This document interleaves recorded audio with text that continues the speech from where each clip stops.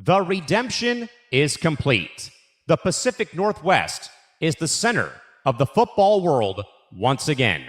The Seattle Seahawks are your Super Bowl champions, and we're recapping it all right now. Welcome in to the Empty the Bench Network's Super Bowl 60 post-game show.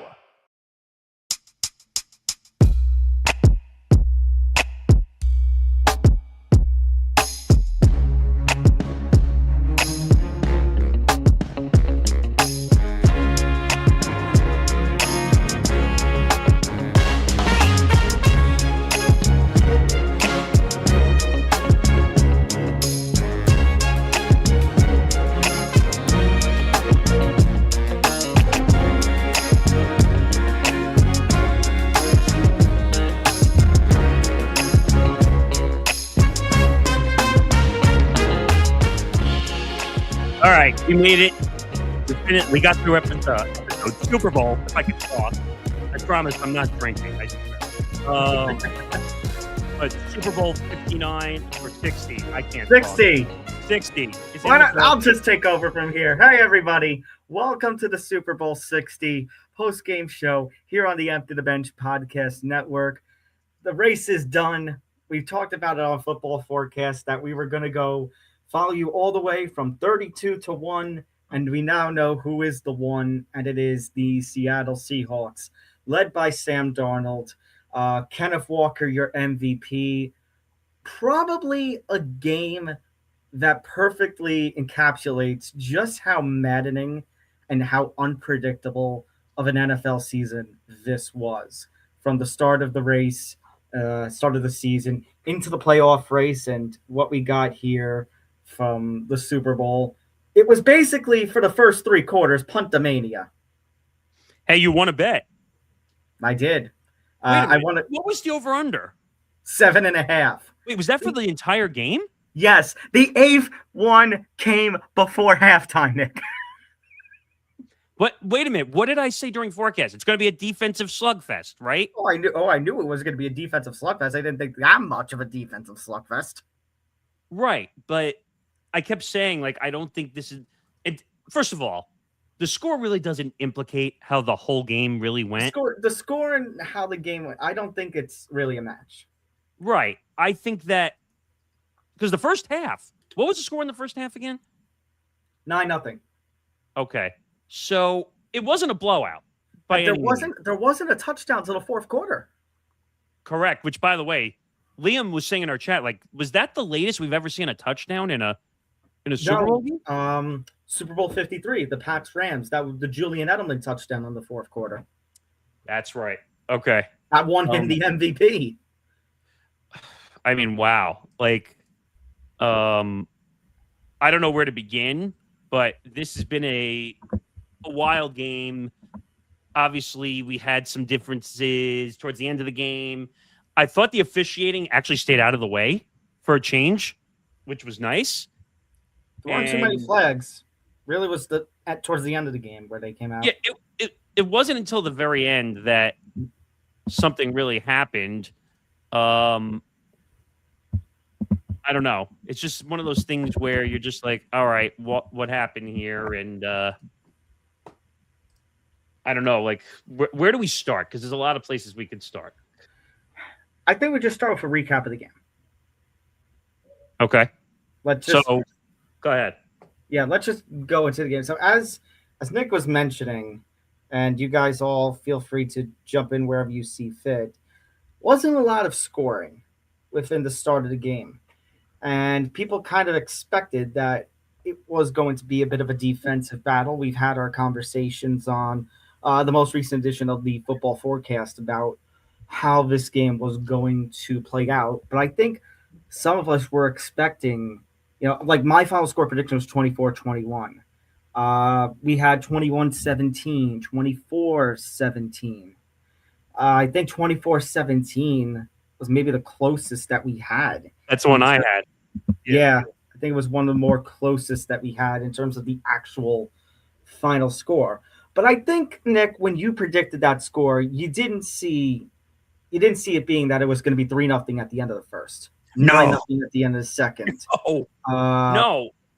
But I think that was why we said it was a defensive slugfest going into the game, because both defenses, you have the number 1 and I think the number 5, the top 5 defenses in this game played pressure defense all the way through to the first half.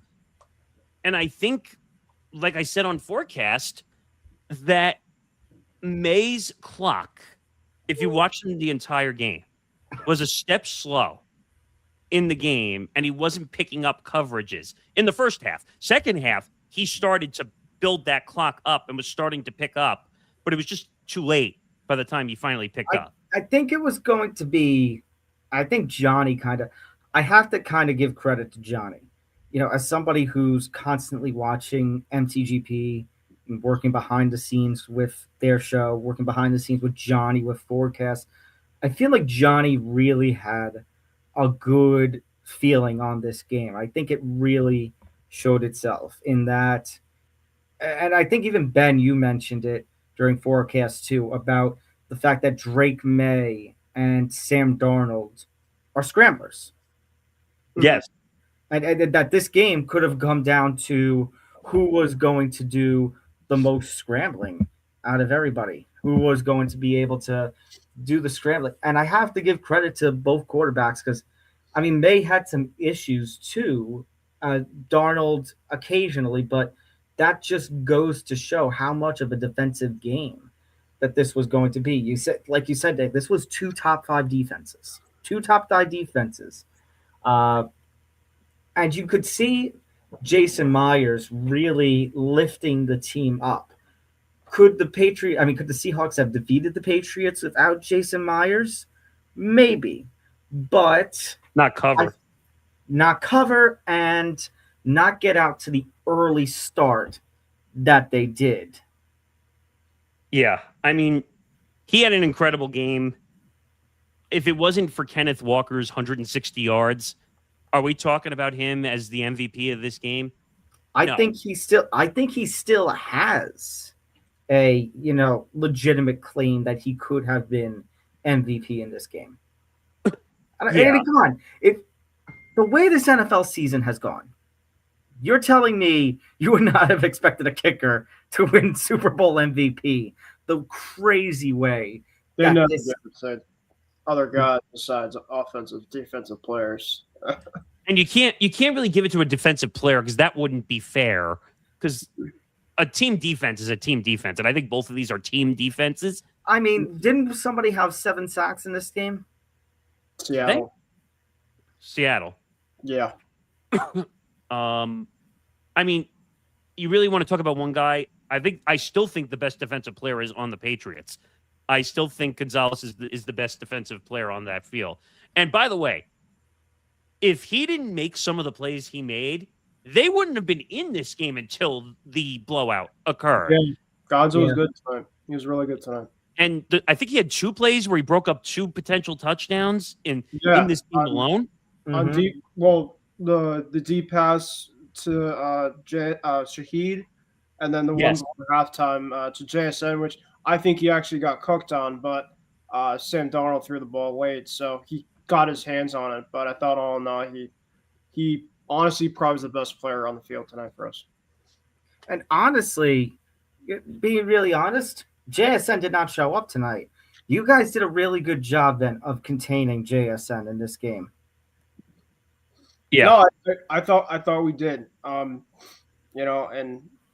I think if you told me that we'd be able to do that, I think our chances of being able to win would probably be a lot better. But unfortunately, it wasn't the case.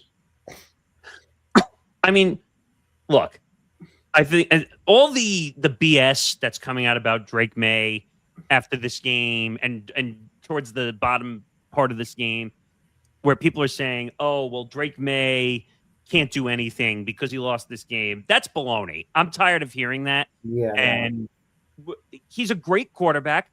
I think it just was going to be 2 defensive juggernauts, and eventually Seattle just broke out. It was their night offensively.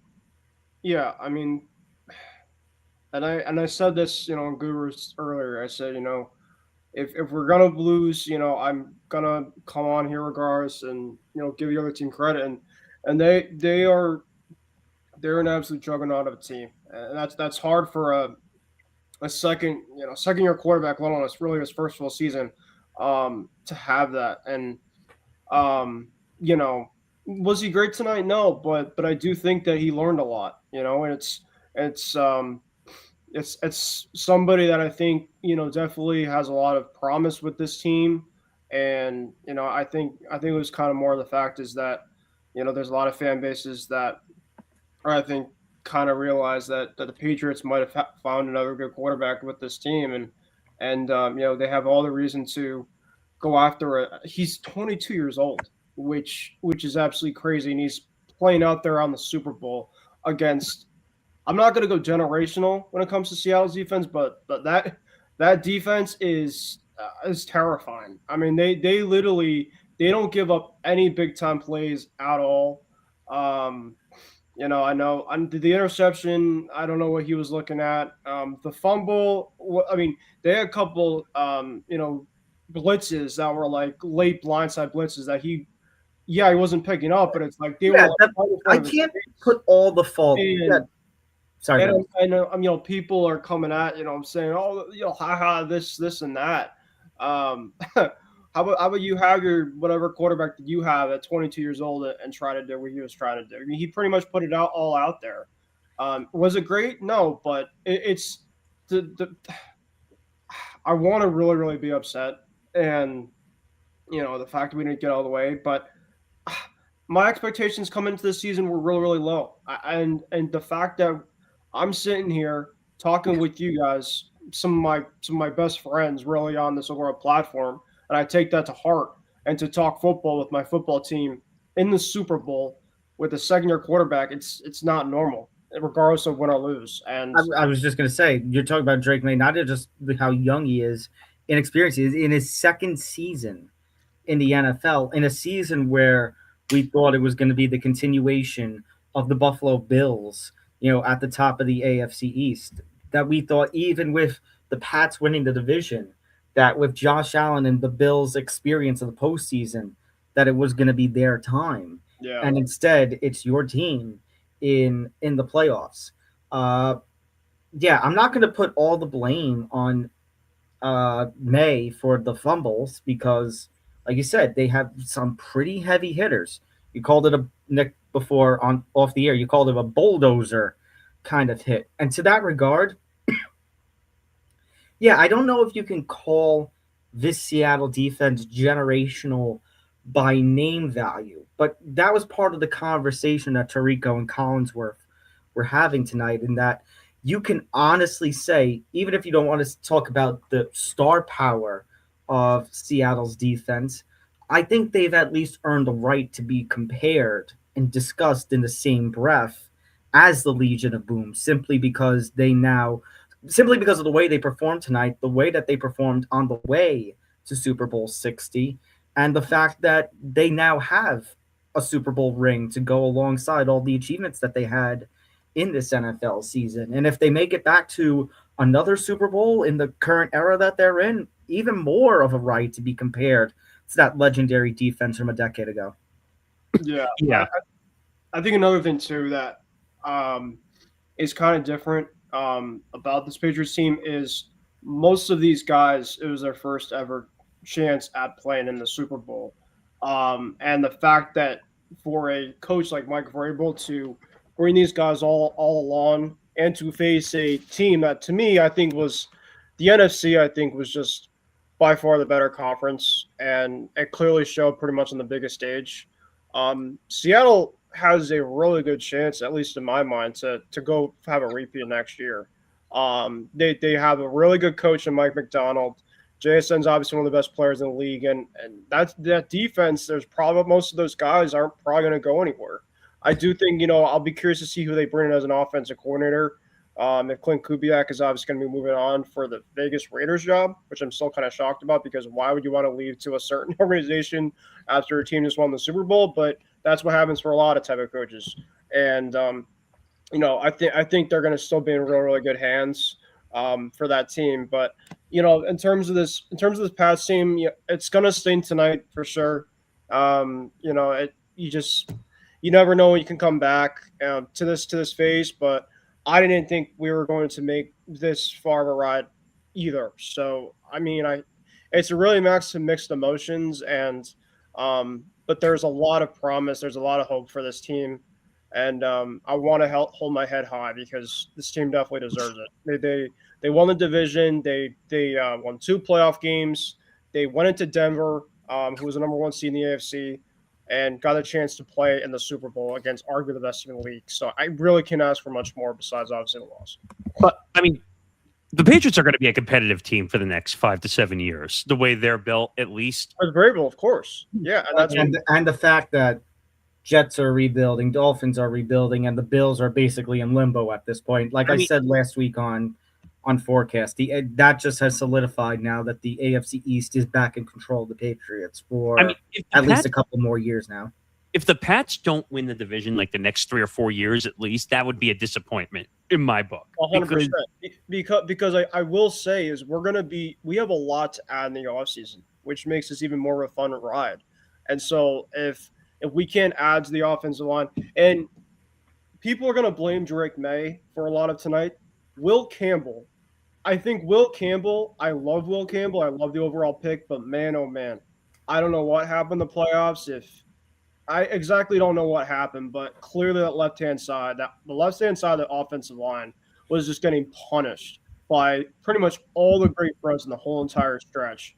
And, it was obviously great the fact they were able to win the first couple games, but I was thinking to myself, eventually I think our magic is unfortunately going to come up short if that left-hand side really can't hold Drake upright on a consistent basis because it's just so hard for a 22-year-old.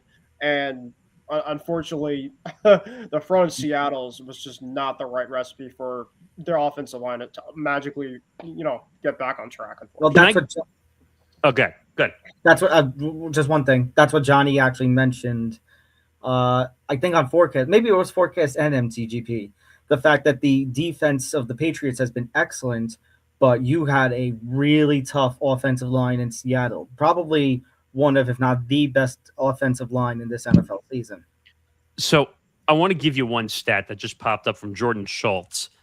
So Seahawks GM John Schneider is the first GM in NFL history to win multiple Super Bowls with the same organization while having a new head coach and no new players and no players from the previous Super Bowl team. That just goes to show how, for Seattle, it was kind of almost this is going to be a weird comparison, or a typical comparison, what I'm going to say, but almost like a Yankee-style rebuild. It was a retooling, not a full-on blow-it-up rebuild. And to his credit, John's credit, it paid off. Yeah, I mean, he put together an incredible team. You know what? It was probably a blessing in disguise for Seattle because they were able to get away from Geno Smith, who ended up imploding in Vegas and is probably not going to play again because he keeps getting hurt. And not as a starter. I could see him as a backup, not as a starter. I think he had, 30 interceptions this year or something? It was an insane number. I mean, you know what? Sam Darnold was always better than Geno Smith. That was never a question. What the question with Sam Darnold was, can he get over that hill and show his true potential as a quarterback? You kind of saw that tonight, where he made some of these incredible throws over the center when the pressure was coming to him from the Patriots defense, which, by the way, the Patriots defense is one of the better teams at bringing the pressure over most teams when it comes to getting the quarterback.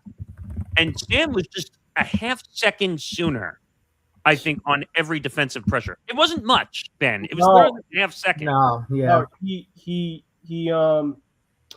the old Sam Darnold would have gotten sacked for some massively. I think he definitely is.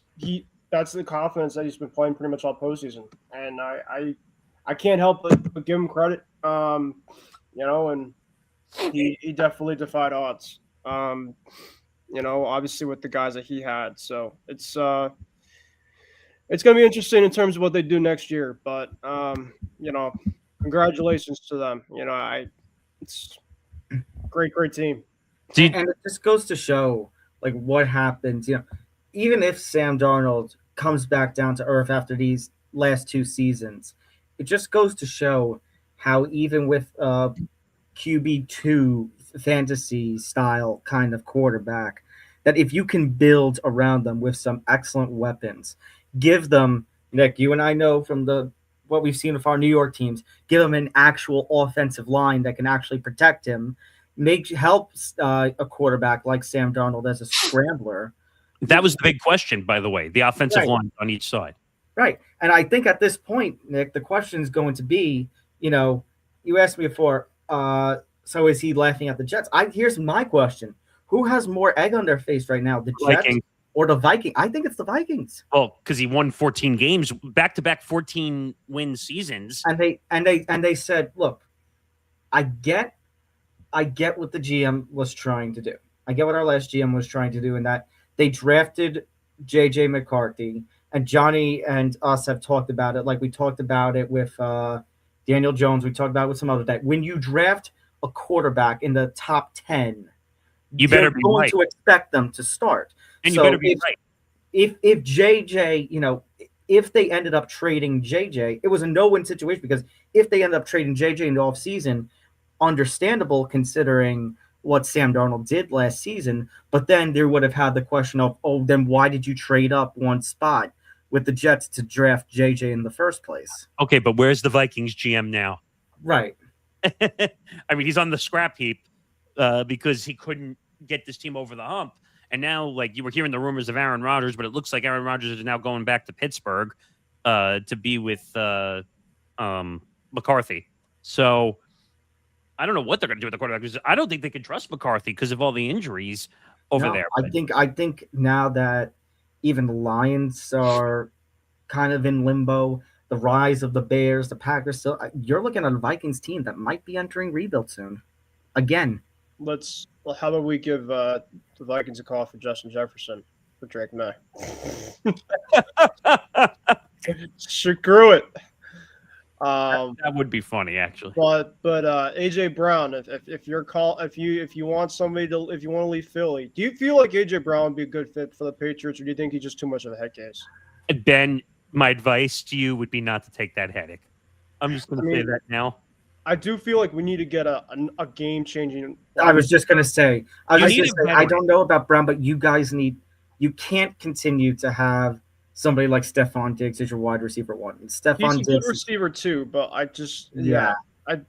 definitely think that's one of our building things for the offseason. Then definitely beefing on the offensive line. Diggs is past his prime.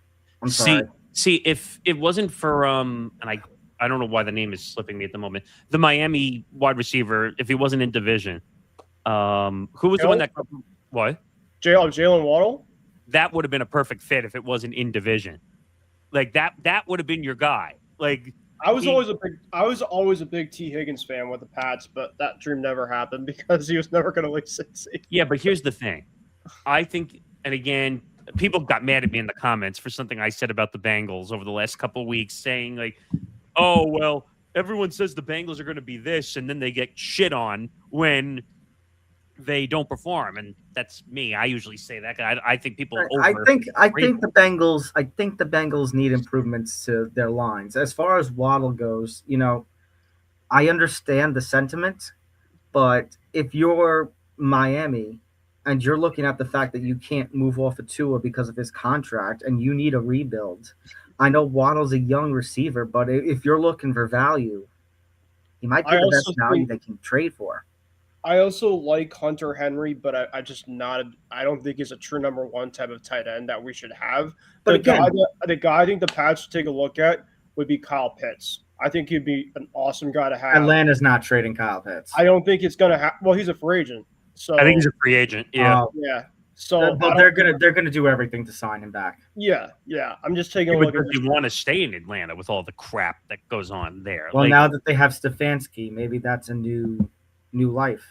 True, but at the same time, it's a lot to come back from. New head Don't coach. say that name too loudly, or you might wake up Jamel Hill. I do think that with the way that we played this year, I do think there will be some guys that will definitely take a look at our team as potentially, a fit to come. But you know what? There's one thing I want to say also. Like you were saying before, Ben, I don't think it's a completely lost effort this season. I think that making the Super Bowl after what was it, a 4-win season? 4-13. Okay. From going from 4-13 to finishing what? You had 13 wins? For regular season or in total? Yeah, regular season. Yeah, 13. I think you were 13-4, right? Well, 14. No, we had 14-3. Yeah, I think both Seattle and New England entered with a 14-3 record. So, it was the Raiders' loss. It was the Steelers' loss where we turned over 5 times and still only lost by a touchdown. And then it was the Buffalo show. Okay, so you go from having 4 wins to winning 14. Like, that's an incredible turnaround, like in every way, shape, or form. And yeah, that doesn't happen often. So you have a dynamic. You have the script out in front of you that says, okay, I have my quarterback. You have Mac Hollins, who is a little bit strange, walking around with nothing on his feet, walking around the stadium. Yeah, he is. You know what?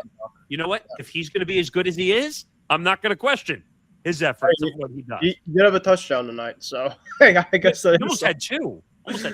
But yeah, he's probably your one. If I had to say, because Diggs is really not a one. I would say that Mac is probably your one, who's going to make those spectacular catches from May and can really make up the distance. Yes, but I agree with Ben's sentiment that you need a star. You need a star. If we got a star for Drake, I think this offense would just take off. I really do.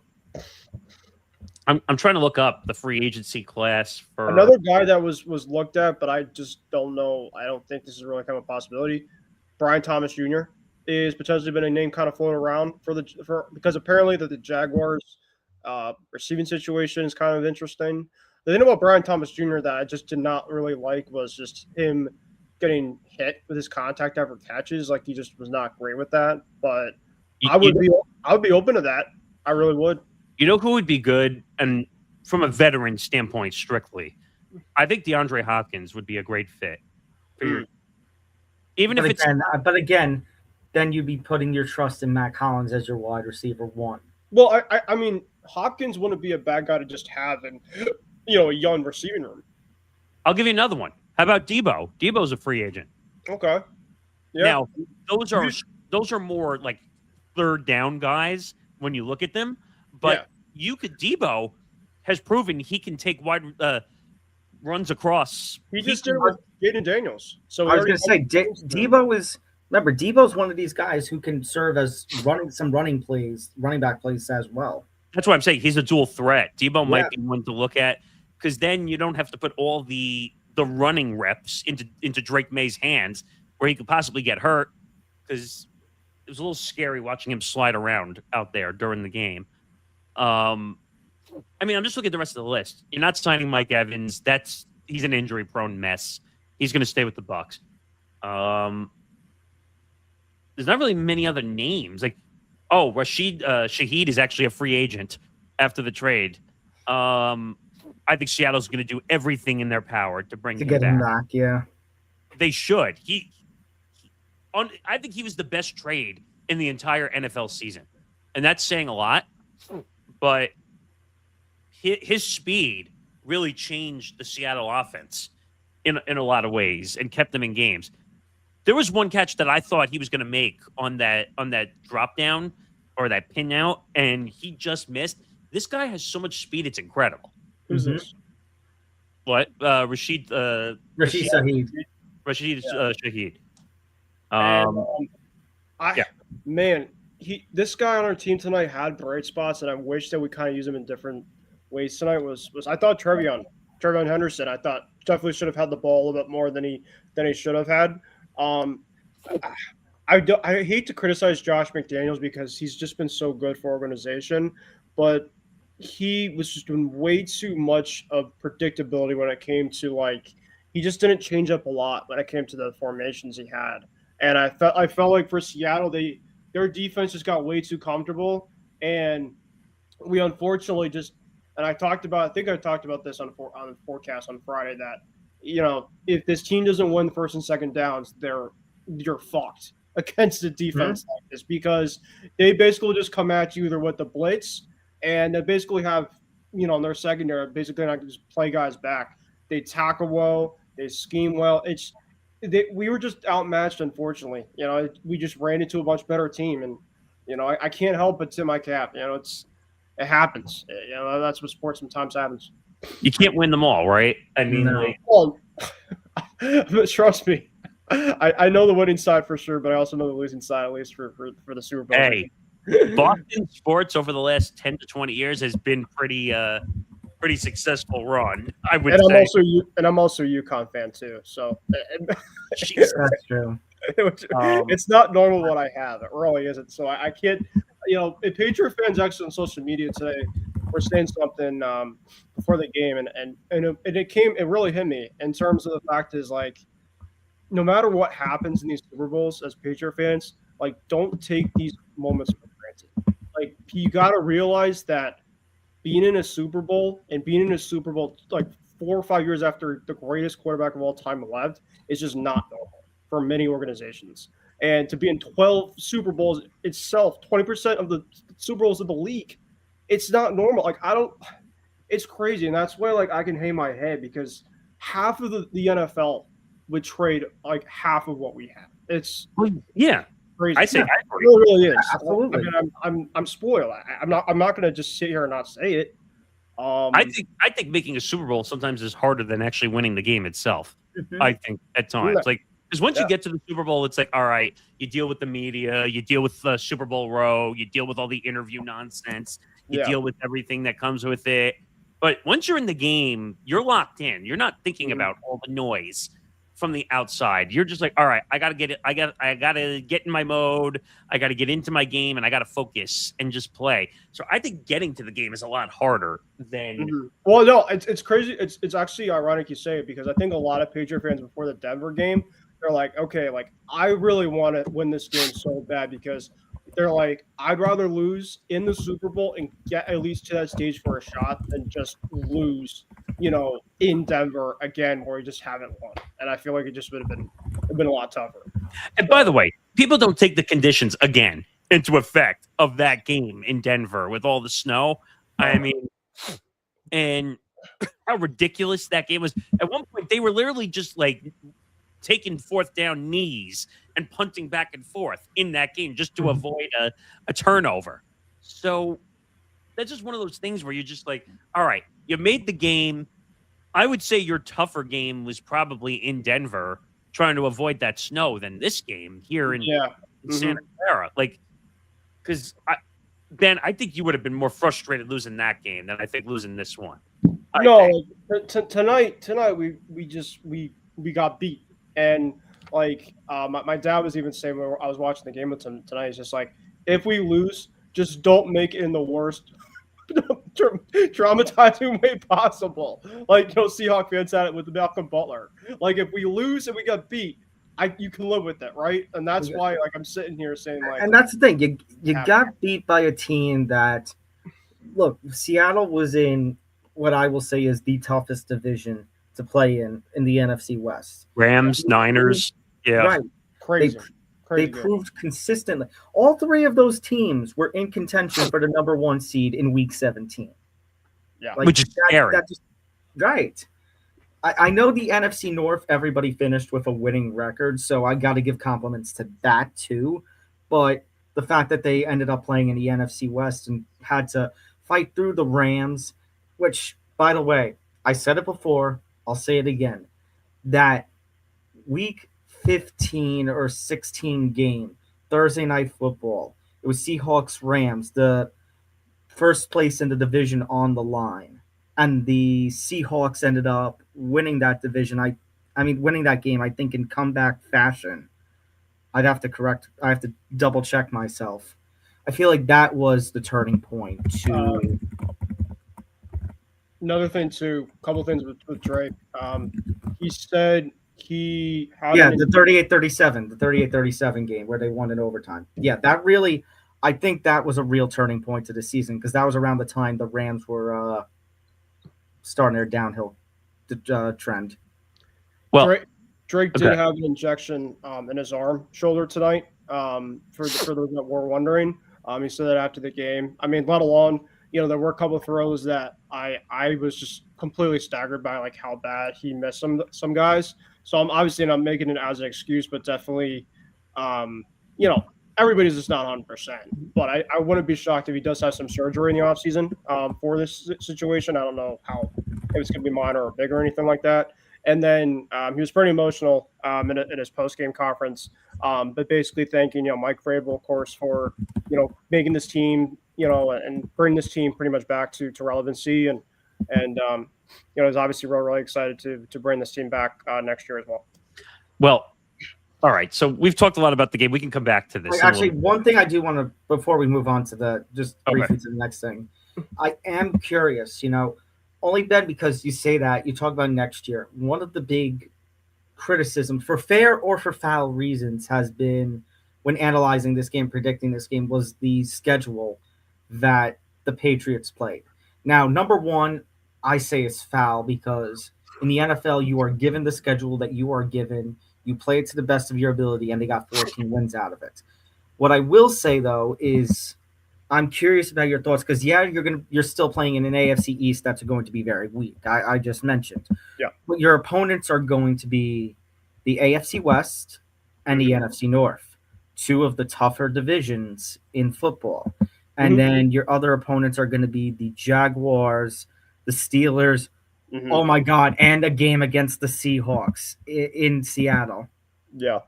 So I'm really curious about how you think the team, as you saw it, obviously we're predicting this kind of stuff before free agency, before the draft. Yeah, no, you're good. Like, where do you see, since it's going to be what it seems to be a little bit of a tougher schedule, where do you see, what is your outlook of the season as of how things stand right now?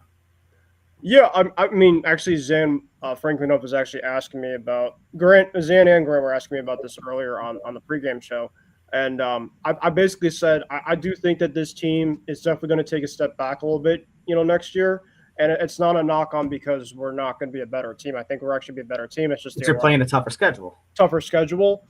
However, I do think the blessing in disguise, playing a lot of these tougher teams in the playoffs, I do think it will help this team, which I think is going to bring a lot of these guys back, preparing for these type of opponents that you're going to see next year. Because I think what Drake and the offense and this defense saw a lot from the playoffs, and this is not obviously not knock on the people I don't say scheduled per se, but like you're going to see a lot more of those type of opponents more next year than you saw this year. And so I do think that you're going to see, I think that this team is going to be ready for that.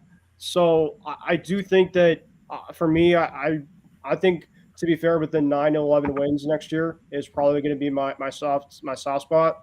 It really just kind of depends like what we have in the off season. But I mean, a lot of our guys are basically coming back. I do wonder about Kevlon Chason, who was one of our best, edge guys.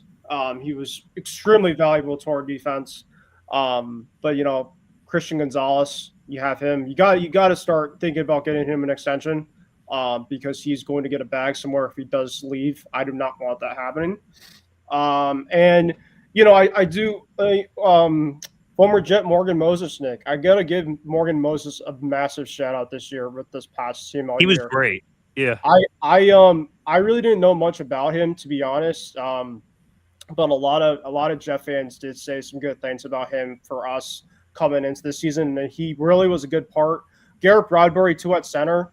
Losing David Andrews really sucked. Of course, the retirement, but man, Bradbury was one of our more underrated guys we had all year playing center for Drake. But definitely the left side. I do think Jared Wilson and Will Campbell. I think a lot of people tonight after this game said put Will Campbell to guard, and maybe figure out what to do at left tackle. So, and I don't know if it's a knock on Will Campbell, but maybe Will Campbell, he's just a better suited guy to play guard. So we'll have to see. But I do think Tom 9-11 wins next year for us. Yeah, Morgan Moses. By the way, if you saw it on the sideline during the game, he was really trying to wake the team up.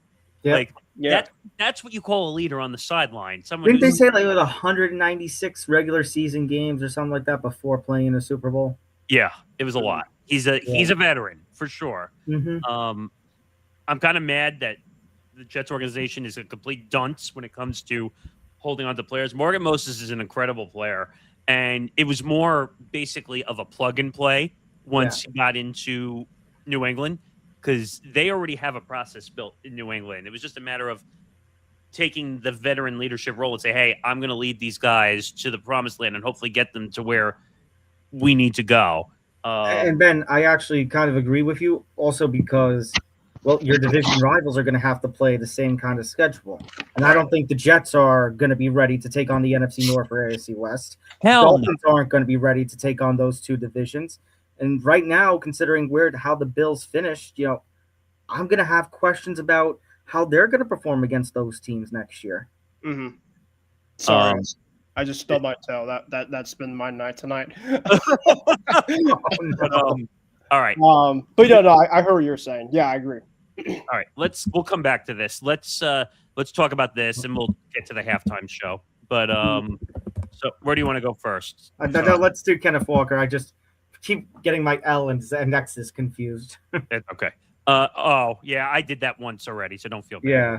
Don't worry, Tom. Roman numerals are hard. You're asking. No, I know what my L's and X's. I know how to do the thing, but I'm just typing so fast, getting up here. You only got 20 minutes. Slow and easy. We'll talk about tap it in. We'll talk about at the very end just how much time we put into this Super Bowl coverage at the end. But so obviously Kenneth Walker III wins MVP. I think his final line was 160 total scrimmage yards, I think. And 135 of those are rushing. Which is crazy in a Super Bowl game. That guy stepped up when Seattle needed first downs, and tough first downs when needed. Mm-hmm. I think your 3 stars of the game at this point, number 1 is going to be Kenneth Walker. Yes. Number 2 is going to be Jason Myers. Yeah. Number 3, I'm sure there's somebody on Seattle's defense. So the Seattle front, because they were just freaking torture for us tonight. I mean, here's the thing. Yes, as Chrissy said, he played great. I think they got the MVP partially wrong. I think you could have gone 2 ways here. I think if Jason Myers does not kick 5 field goals, we're talking about a much closer game, and maybe the Pats come back. Maybe I will say, Nick. I mean, yes, I do agree with you, but the majority of the field goals that Jason Myers had, I mean, I wouldn't say were gimmies, but they were pretty much like. Yeah, but Super Bowl pressure is not nothing. I think the other thing to consider. Yeah. Sorry, I think the other thing to consider is in terms of the whole Super Bowl and whole playoff story, it's always been a 1-2 punch with Kenneth Walker and Zach Charbonnet. And then Zach Charbonnet tears his ACL in the divisional round, and Kenneth Walker pretty much has to go on his own running-wise for the conference championship and the Super Bowl. And you could tell, NBC kind of talked about this, that basically Walker told NBC, I'm playing for the both of us. When Charbonnet went down, there's just that sometimes you have that good combination of running backs who are friendly and work together as a unit. You saw it in New Orleans with Alvin Kamara and Mark Ingram. You just saw it in Detroit with Sonic and Knuckles, even though that relationship might be a little bit on the outs. Now you kind of see it here in Seattle with Kenneth Walker and Zach Charbonnet. And the minute Zach went down with the ACL injury, Walker really, really stepped up because, the fact that JSN didn't play great. The concussion, too. Yeah. What happened? The concussion also. Right, yeah. And got taken partially out of the game for part of the time with the potential concussion. If Walker doesn't step up, I agree, Nick, that you could have gone with Jason Myers as well. But the more I'm sitting here and thinking about it, if Kenneth Walker does not step up and have over 150 yards in this game, that probably is detrimental to Seattle's chances as well. No, I agree, but I think that Jason Myers gave them the cushion necessary to allow that defense to kind of settle in and be able to say, okay, we have a 12-point lead. Let's work on the defense and spread it out and cook and just get within the rhythm of the game, which was a big thing for Drake May in the second half, finally picking up and finding rhythm. I want to point out another stat, the next gen stats put out also. 14 quarterback pressures. 14 were allowed to Will Campbell. 14 quarterback pressures. That's the most pressures allowed by any player in a game this season, including the playoffs. And unfortunately, I have to correct myself if I saw the stat right, but we can say all we can with Drake May. The one negative to Drake May's performance tonight, I think his QB rating or something like that, the worst for a quarterback in a Super Bowl since. Oh, this is going to bring back some bad memories for me. Kerry Collins in the 2000-2001 Super Bowl where they got obliterated the Giants against the Ravens. Kerry Collins, the guy that we absolutely tortured in the snow with Brady's a 51-0 game. Yes. Yeah. I mean, Brady's played in a lot of great games, obviously, but that was my favorite game, like low-key I've ever seen. By the way, do you think there was any fuel by Tom Brady, like basically saying that he wasn't going to pick them or whatever? No, just because he retracted that. I think it was more of like a PR type of thing. The fact I didn't take that all to massively like, oh my god, like no. He said he was behind this team all along. Like even like you were asking like Gronk and Edelman and all these type of guys about it, and they're like kind of like laughing along. Like no, it wasn't that. And he was saying with Patriot fans tonight. So it's all love at the end of the day. Just he's a Raiders guy, so of course he has to kind of probably be careful in terms of what he has to say, and I don't know. It's what it is. He's fine. Yeah, I mean, I don't know. It's just I thought it was a little bit of an odd statement that it kind of was that way, and I think some people read into it way more than they should have. That statement, but it was a little bit of an odd timing for that statement in that regard. But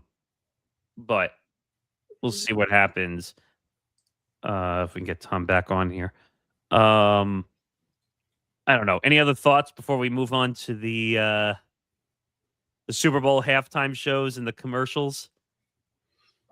Well, halftime show, like I just was in a freaking like. That first half was just freaking terrible for me. So like I just was I was tuned out for a lot of that halftime show, but it looked pretty bad. It was just kind of like serious, like whatever. And commercials, like I really just was not. It's really hard, Nick. Like when your team is in the Super Bowl, because all you really want to just focus on is just the overall game aspect of the Super Bowl. And you can't really like take into account the other stuff compared to when your team isn't in it. So I have to go back and really kind of watch the other stuff like kind of outside the game to kind of get my overall thoughts and analysis on it. But what did you make of it, Callan? Because you said you tried to watch. Well, I mean, the commercials I thought were some though we talked a bit though, Nick, on PR today because some had been spoiled leading up to the game on here on Sunday. We had talked about the Budweiser commercial getting leaked of the baby bald eagle and the Clydesdales raise him, much to the amazement of the Fly High Free Bird by Leonard Skinner. That was probably my favorite commercial. And I think we all expect though that Budweiser Anheuser-Busch would do a great big commercial. To be very honest with you, Callan, I did not see many of the supposed leaks or names that were going to be involved. So CBS this morning had leaked out a bunch of them as the week had gone on leading up to it. Well, so I'll tell you which account leaked it. It was the Dove Kleeman account that leaked everything. Of course it did. Of course it did. That was probably my favorite, though. Which, by the way, is run illegally now because it's been geolocated out of Israel. But that's a whole different issue for another day. Mm-hmm. But the halftime show, huh? Like, is all I don't know how to make sense of this halftime show whatsoever. They didn't translate it into English, which... Not like they were going to anyway, sadly. They weren't going to. So I was lost from the first note, essentially, because I had no idea what he was saying at all. I couldn't even tell if he was singing at one point because he had on the NSYNC, the NSYNC Backstreet Boys the NSYNC style headset, yes, which was covering his mouth partially, so it didn't look like it was moving. Number one, number two, I thought that was a fake wedding. that was going on No, inside. it was a legal certified wedding. Yes, it was a real wedding. And I was like, what the hell is this? And then you started seeing all the guest appearances showing up. You saw Lady Including Ronald Gaga Acuna show up. Jr. Bad Bunny had no intention of performance. Well, yeah, obviously, I got that after about the first or second song. But I mean, if he would have done anything in English, it would have been a disservice to him and his fan base. I don't know. I don't know. It's just like the halftime show was a dud. And it bothered me from the standpoint of like I couldn't understand it. And all of a sudden you see Lady Gaga show up and Ricky Martin show up. And you see all these people show up.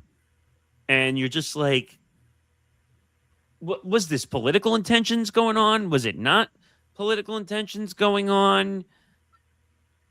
I don't know.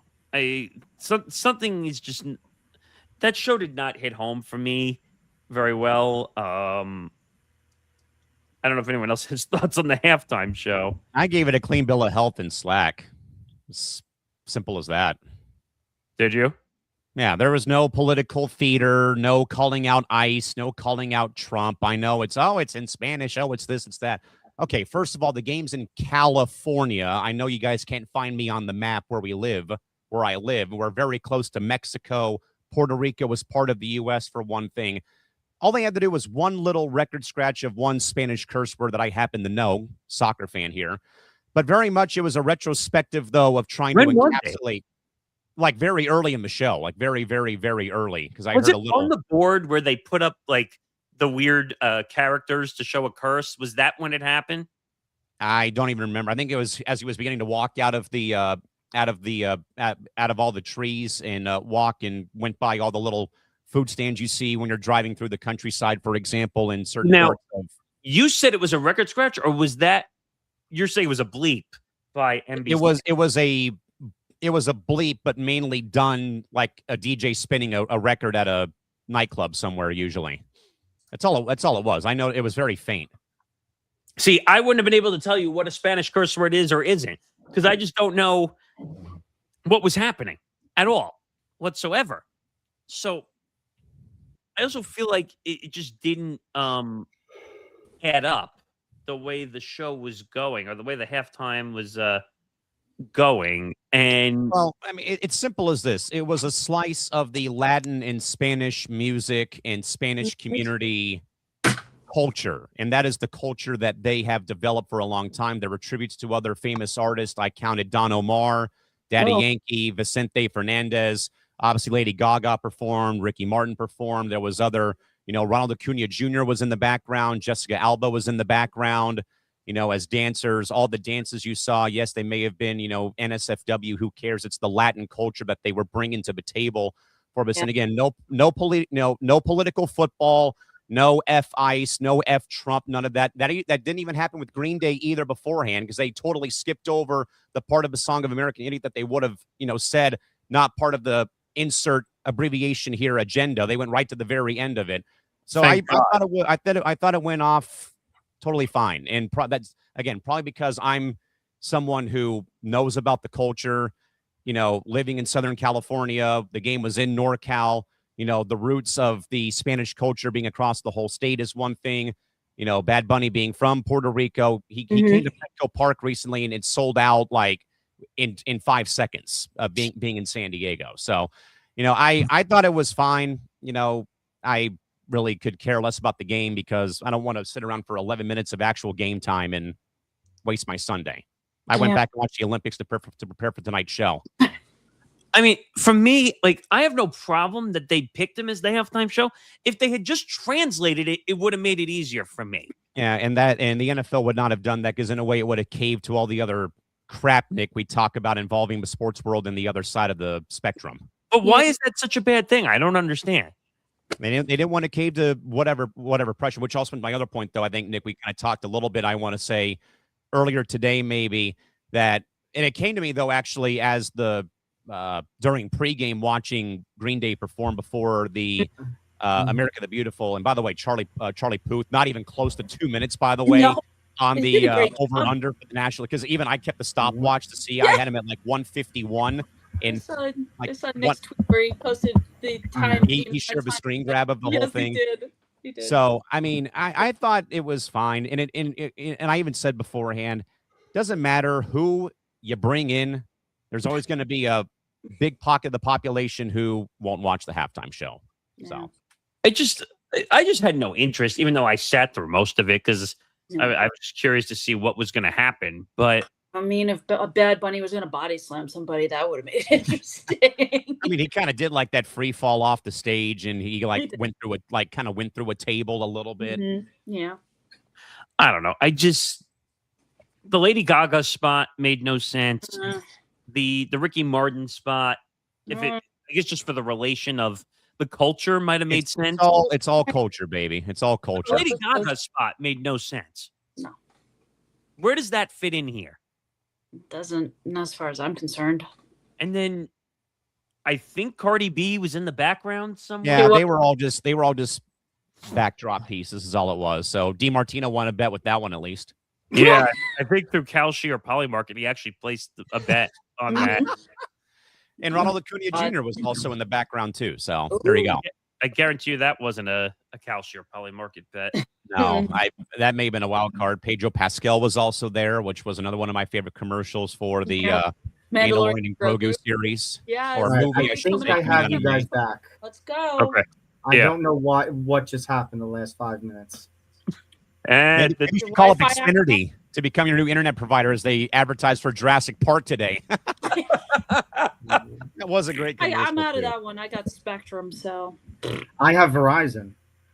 Oh, And Verizon. I think this is the first stream since I returned in August that I'm having issues like that. oh jeez. Well, you just got a new computer, right? Right. I just got this new office set up, so I don't know what the hell happened. That's internet in a nutshell for you, right? I Yep. mean, In the office. It happened to me yesterday.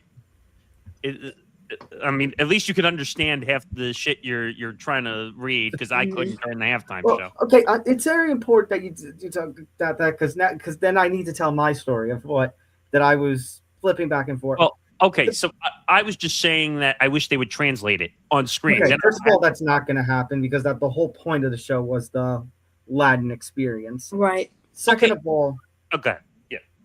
I didn't hate it, but I found it a little boring. Right.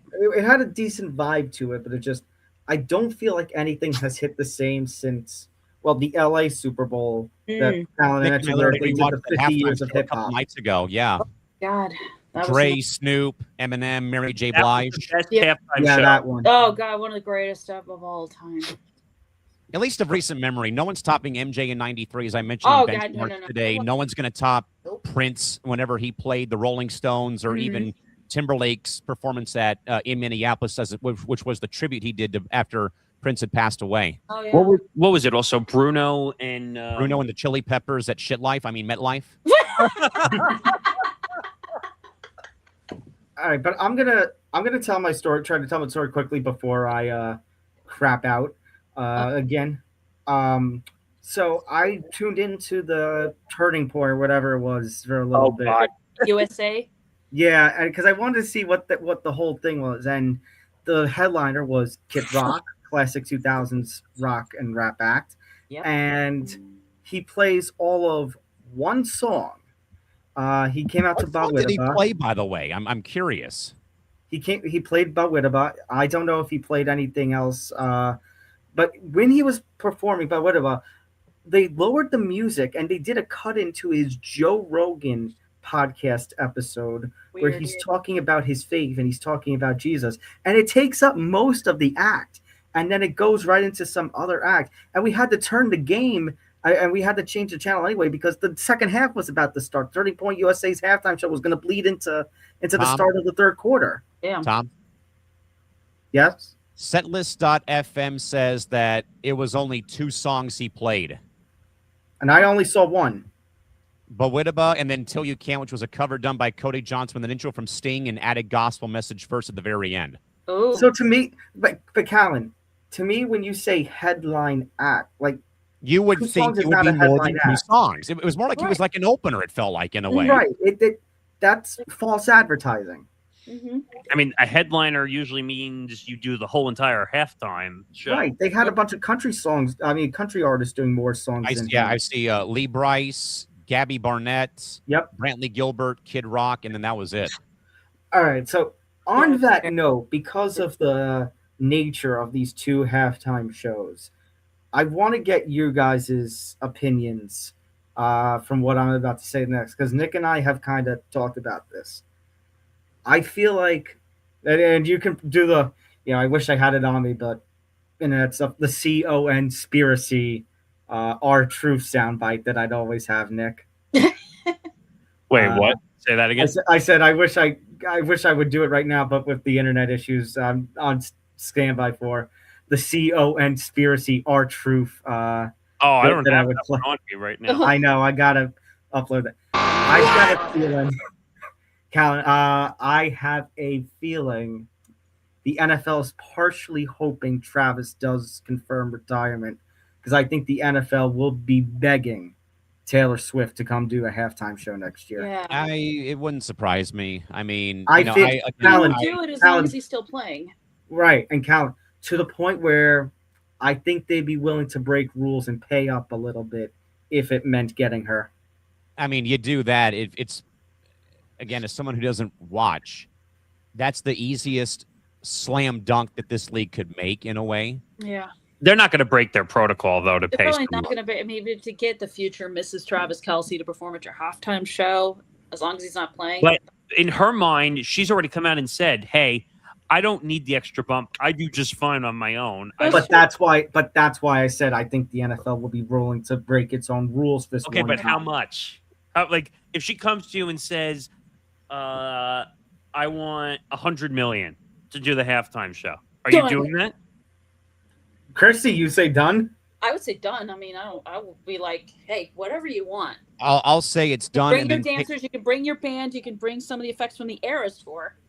well, you only have a allocated amount of time to set up, perform, tear down before the game has to resume in that 20-minute time frame. It's a Yeah. 15-minute halftime show, from what I understood. So I would say that Tom, she would do it if they paid, but knowing her, all that money is going to charitable causes.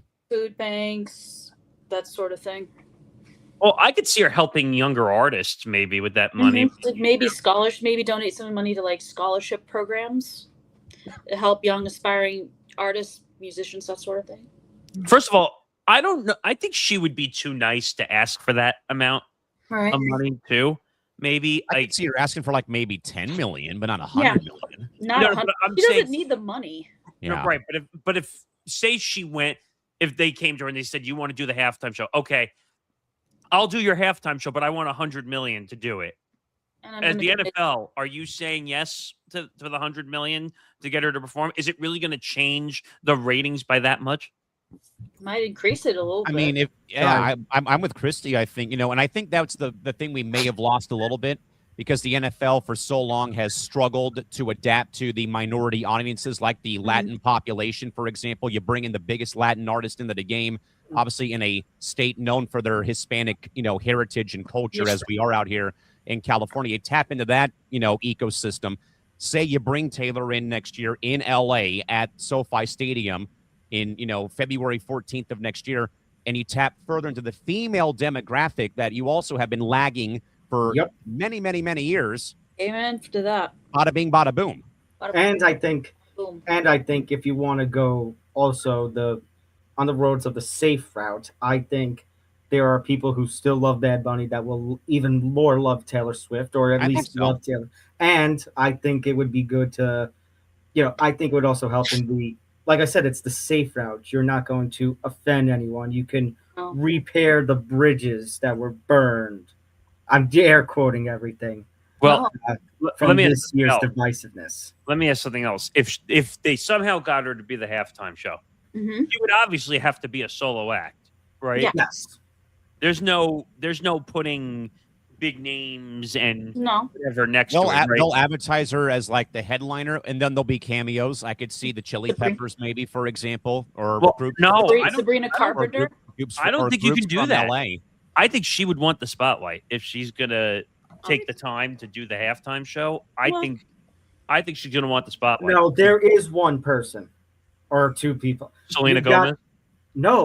You No. got to imagine the Kelsey brothers, or at least Travis, would be on stage for it too. Oh yeah. Well, he had been on stage with her once before. I thought you meant like singing friends because I know her No. and Selena are tight. Yeah, I know Sabrina Carpenter would be one person she would probably want to bring up on stage because she's done it before. The two of them are tight, also. From They what are. I know. They're tight. But Maybe Selena Gomez probably. They're very good friends. by the way, there is a quote I just saw in here that apparently Billy Joel Armstrong yelled out, "Quit your job, ICE agents!" into the That was stadium. on Friday. We talked about that last night. Oh God. So that was at a private event, invite only, sponsored by Spotify and by FanDuel Sports that took place at Pier 29 in San Francisco. Yeah, Why do you have to do that? Come on, you can know. see it coming from a mile away, man. Even I could see it Yeah, coming from a but- mile away. but I was gonna say, Even but Nick, dog. they've always been anti-Republican. American Idiot came out during during the Bush administration. No, I Yeah. know that. But you could also throw Yeah. Rage Against the Machine. Springsteen. You can throw Brent Springsteen in there too, who does that. But He does. I'm just saying, Springsteen, Rage Against the Machine, Muse, Green Day. I get it. That's I'm not, why. But that's why, Nick. Referencing the private group chat that we had for football forecasts. Yeah. That's why I agree with Colin. I think somebody pulled Bad Bunny and Green Day aside and said, "Not tonight." Yeah. You Not can't today. do that. There's like, been just shut it for the one Grammys. night and let it be. Yeah, Yeah. you can Like- shut it for The today. worst. Just Think, shut- think about it. Though. Think about it. The worst each did was Green Day playing American Idiot at the end, and Bad Bunny with the message of peace and love at the end. Right. Okay, but saying peace and love, everyone says that, so that one's not Yeah. the end of the world. That's been going on since at least the late 1960s. Mhm. But, Peace and everybody, love. but everybody knows that Green Day has changed their songs to reflect political Correct. notion. Yeah. That's more the problem I have. Maybe I don't have a problem with what Bad Bunny did at the end of the halftime show. Right. But I think you could get what he was referencing when talking about everybody being united and Yes, together. of course. He's talking about the whole ICE agent thing. I Right. know. And I think, like I said, Green Day playing American Idiot at the end is the message there. But I To my did like point how earlier when Tom was out that they skipped over the section of lyrics that would have said, Mhm. you know, where And they I take think out I'm redneck not part of replace a it with blank you know blank what. agenda. correct. Yeah. But I also think part of that is also, like we said before, or like I said in group chat with some other friends, Yeah. you only get a certain amount of time. That's why they were doing the medley of, all the NFL legends coming out to Time of Your Life. Which I got correct because Nick and I talked about. I think that they're going to play "Time of Your Life" or "Good," good riddance, "Time of Your Yeah. Life" as they're introducing the MVPs. Then they'll go from there.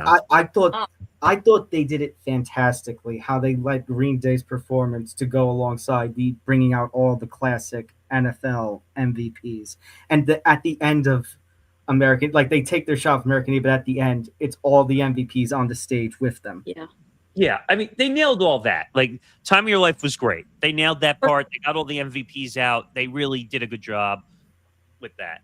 Mhm. I just wish, and I know this is never going to happen, but, I wish we would stop with the political BS when it comes to these big events. Yeah. And just, But Nick, that's exactly why I'm saying I think Taylor's the slam dunk pick next year for halftime. well, yeah, because she's not going to make anything political because she Of course knows not. better. But, She endorsed a presidential candidate and got burned for it. yeah, but at the same time, you don't really see her going out on a public stage and saying No. F you to Correct. ICE. No, she correct. And even the current president is a fan of her. Well, I don't know if that's a he good thing sounds or a like bad and he Yeah, also that was and he the also basically didn't watch either of the halftime shows. So there you go. heard they sucked, so that's what he said.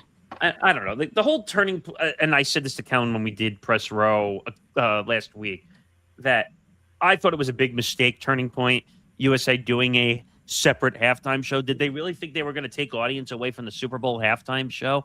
I mean, they're Right. claiming 5 million, but FOS is reporting 110 million people watch Bad Bunny at Santa Clara on television. So they were going to get their asses kicked whether they liked it or not. By the way, if that number's true, it actually Bad Bunny's would fall short of the record from last year with Kendrick Lamar, which Right. was 133 million. Well, that show was way better in my opinion. But Yeah. Well, I think you had a number of people, and I was one of them included last year. The reason that they watched it was to see if he would take the shot at Drake because And he was, did. He did. and he did, and because Drake had threatened to sue him, and he did. Well, that was the public beef that was hilarious to watch. But like, Kendrick won the Right. public beef. like Callan said, nothing is ever going to beat that halftime show in LA with Dre and Snoop. Yeah. I mean, and that's Eminem. more, that's like I said though. That's more recent memory, but like all time, Michael Jackson coming up on top of the scoreboard at the Rose Bowl in '93. Prince. Yeah. Prince. Epic. Again, I love Justin Timberlake's tribute to Prince when they were in Minneapolis. I think all of us remember where we were when we saw the wardrobe malfunction in Houston in 2003 with Janet Jackson and Timberlake. Janet Jackson and Justin Timberlake. That changed FCC regulation rules for delay. Yeah, it for did. delay forever. They didn't have a delay technically when that happened. No, it Now didn't. they went from having a 7-second delay to like a 25-second delay now on TV because of that whole situation. Right. But I don't know. I just wish there was not political tension or notion attached to any like big time halftime shows or the World Series or the NBA Finals when they do music. Just like you're there to entertain. I don't want to hear your political views on stage. I don't. Like that's not why we're there to watch. We're there to watch an event. And we're there to be entertained. Yes. Who cares about your political views? Why? Because you're on a big platform and you can do whatever you want? Is that why? Because they're on a big platform, so they can get their message out. Yeah. But that's not why you should do a halftime show, though. No. Like, you should want to do a halftime show, one, because you're a big name and you want to perform and you want to do all this stuff. The kind of exposure you would get from it is Because you don't get Is paid it- for the Super Bowl halftime show. Right. The halftime show is more exposure. That's it. They don't pay. That's Chrissy. That's why I've been making the whole argument of I think they would break their rules for Taylor. yes. Oh, I think so. I don't know. Like, I feel like I think they could have had a better choice for the halftime show. I know they want to reach more internationally. That's why they're adding all these international games next season. Like they're going back to Mexico. They're going to Brazil, France, Australia, London. Which I want to give the people of France my condolences that they have to watch Browns versus Saints. Yeah, that's bad. So horrible. I get why the Saints are going because New Orleans is The French derived from Quarter. It's French. Yeah. Yeah. Connection right there. So, but that's a terrible. They might have to go on day drinking just to watch that game. Yes. Give them some Chardonnay, they'll be fine. Yeah. What is the time zone, or how many hours is it? In I believe France? it's six. Like six six. hours. Oh, that's it. Well, it'd be 9 for the West Coast, but Yeah. It's probably over here. That Yeah. means, So it's 8 hours. yeah, Nick, that would mean Paris. probably an 8 o'clock start here instead of 9 because of the extra hour. Right. Oh, that's fair. That's a good point. and I think they're going to Australia. Rams and Niners are going to Yeah. Australia. They're going to The Melbourne. rumor I have here. heard, Yeah. the rumor I have heard about what they could do because they're trying to figure out because Australia is so far ahead of They're us. 16 hour. Well, I've been to Australia. I think they're 16 hours ahead of the Pacific time zone. Jeez. Mhm. That would The make it one so- thing, the one rumor I've heard, and this is just people, trying to figure out the best way possible to fit this in.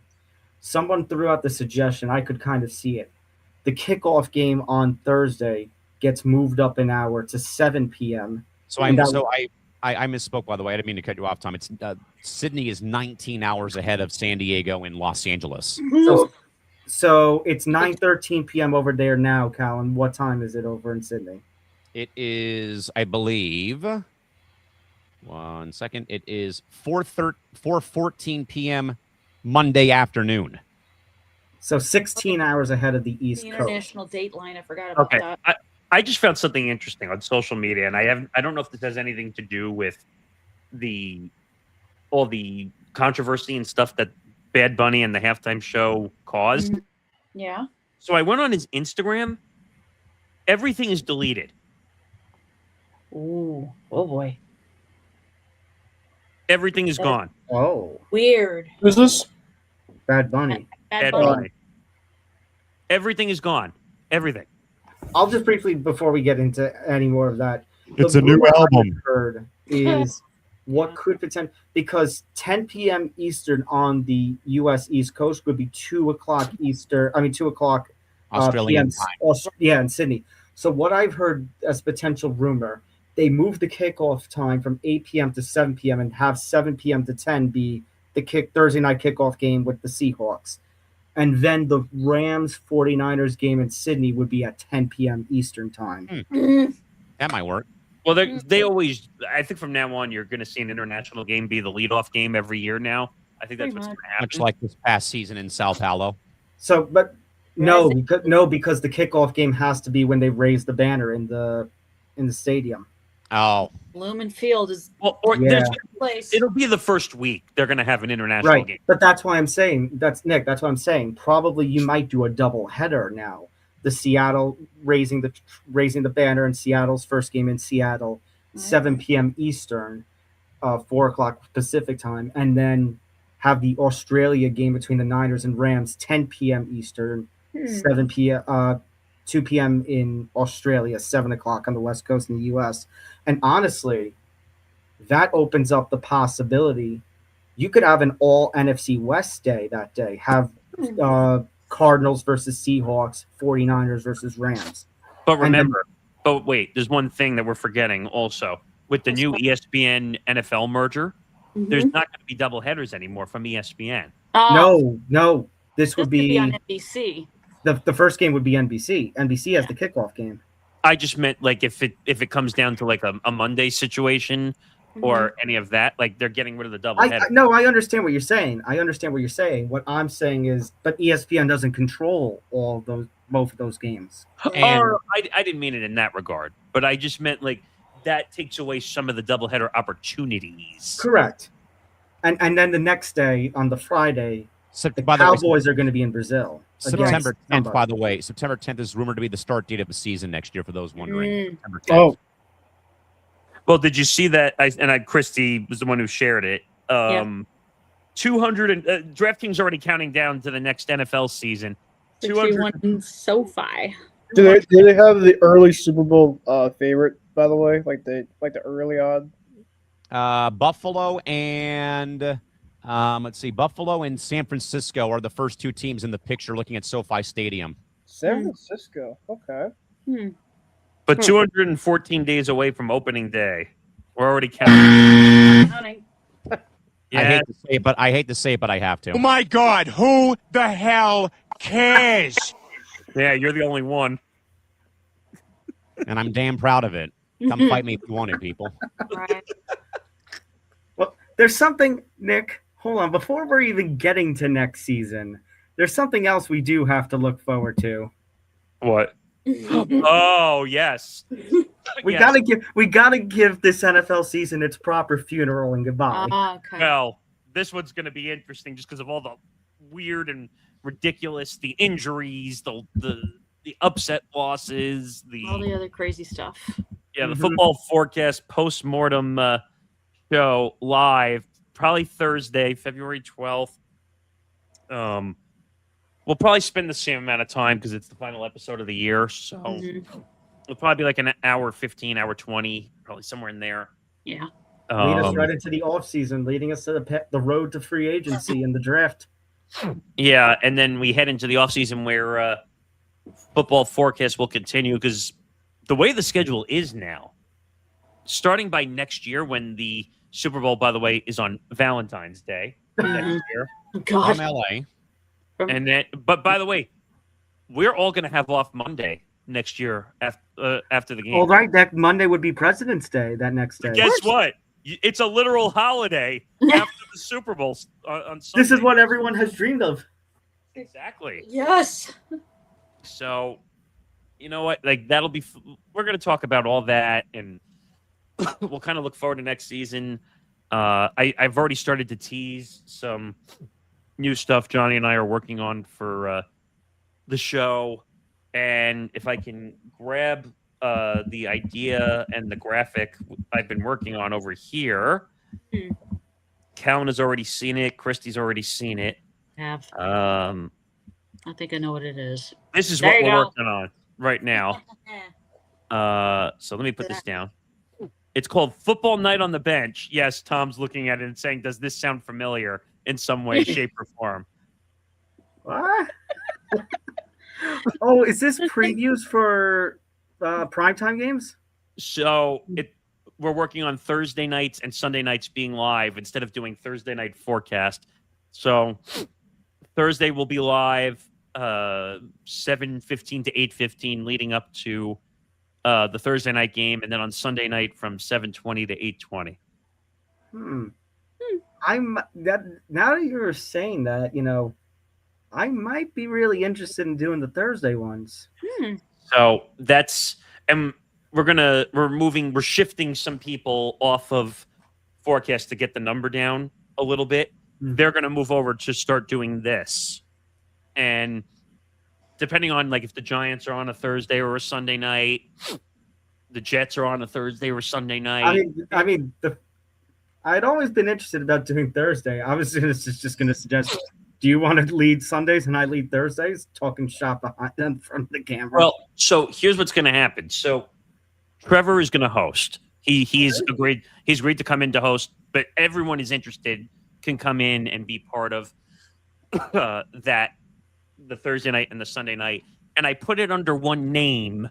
That way it's not called Thursday night forecast, Sunday night forecast. It's now called Football Night on the Bench because it makes you think of Football Night in America. Yeah.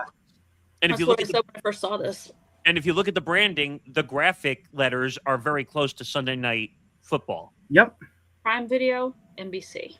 So that's the plan for next season. We're going to get the number back down to 6 people for forecast. That way we can actually get through the show in a decent time, which means an hour and 10 minutes.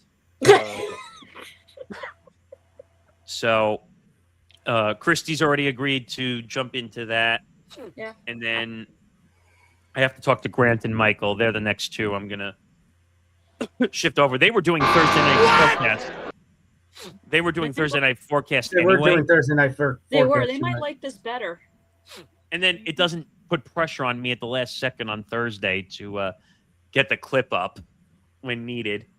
So I feel like, and we kind of even mentioned this once or twice on forecast during the playoff. I feel like everything's going to go to live next year just because we've been having so much better luck with live. Yeah. Look at how many people are watching now.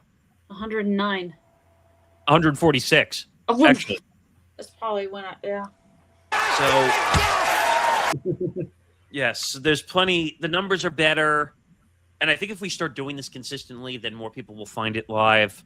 Yeah. I don't have to edit it. Tom doesn't have to wait up until midnight, 1 o'clock in the morning.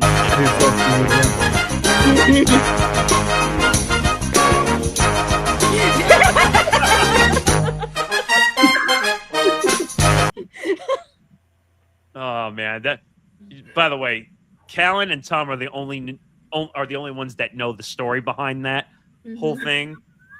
No one else knows why that's even there. Right. which is why you see Callan and I break into dance when that happens. Yeah. I just joined in just for the heck of it. Like, oh, this It's looks like become fun. a segment now when Callan or I tangent way too much on Press Pro.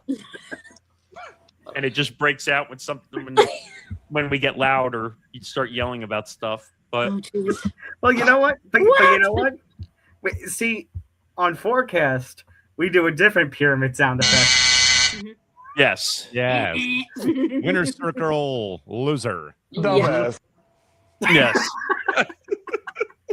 I love that we added that sound. Callan and I have been fooling around adding sounds into here that would make shows sound better. I mean, obviously.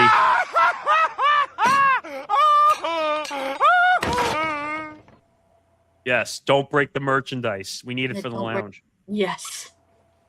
Which, by the way, will be later tonight now on the East Coast.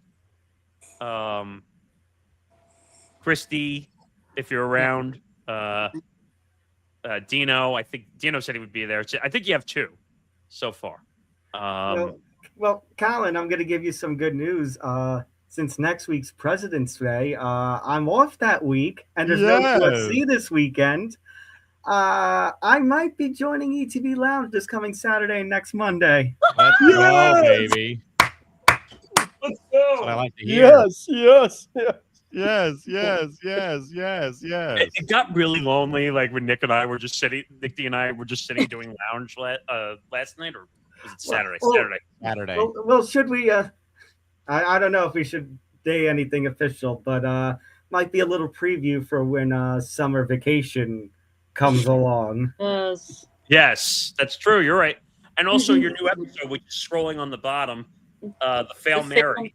Mhm. Oh, Fittingly Yes. enough, the day the Seahawks are in the Super Bowl and they win the game, Tom revisits the Fail Mary now on your podcast app. It's out. Helen and I managed to get the Seahawks into the Super Bowl by pure coincidence. Or We black got insider magic. information from Chauncey Billups. You're welcome. And yes, that was planned strategically by Callan and I Oh. going through. So we have a ton of episodes actually that we need taped and recorded. We need some people to step up, please, because Callan and I have read a bunch of those. And Wait a minute. Hold on a second. yes, I'm just scrolling through the sounds right now. If I could have it, what is this Drewski The one? winner decided not to pull up tonight, so I guess on his behalf, Jackson Smith Njigba. Nigaba. Najiba. Njigba. JSN. so what happened was this was the NFL honors, Mhm. and Drewski Was this was Drewski presenting Offensive Player of the Year? I guess so. And he actually said it, and Callan agreed with me when I explained it. He said it right the first time. Well, not perfectly, but he was a lot closer the first time, and then he almost said the N-word. What? Trying to overcorrect. Yes. What? Mm-hmm. So that's why I love when he screamed JSN at the end. See, to make it easier, and Nicky didn't understand this last night when I said it, I just say Smith and Jigba because it helps me to say the name correctly. Because if I say in Jigba, there's going to be a time when I say, like, you overpronounce or over-enunciate in your head. I'm a And then dumbass.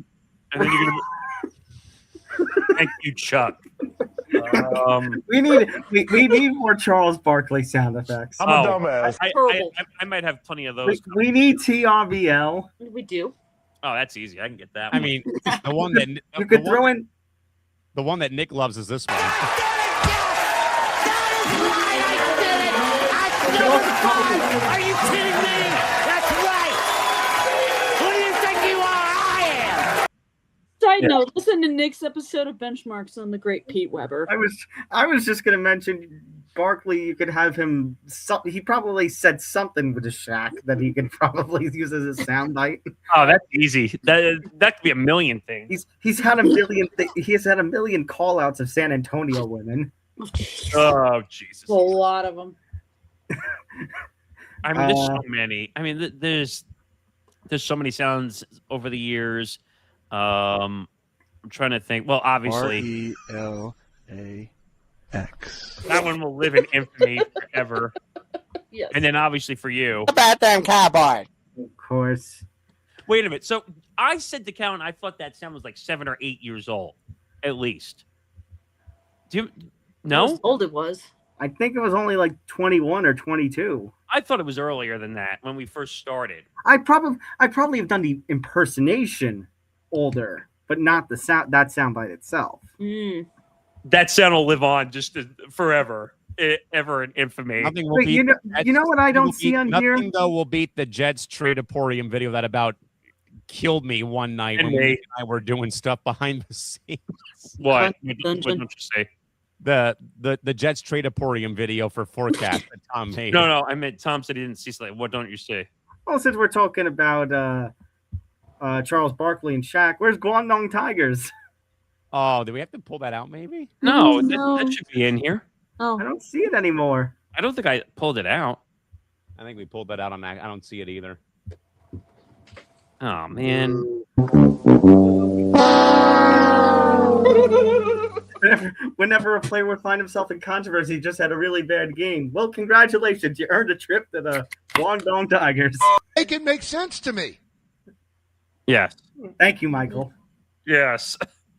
I don't know, but as we get to the end of the season, a long NFL season, but this show, Tom knows, I know, Callan knows, Ben knows, Christy knows.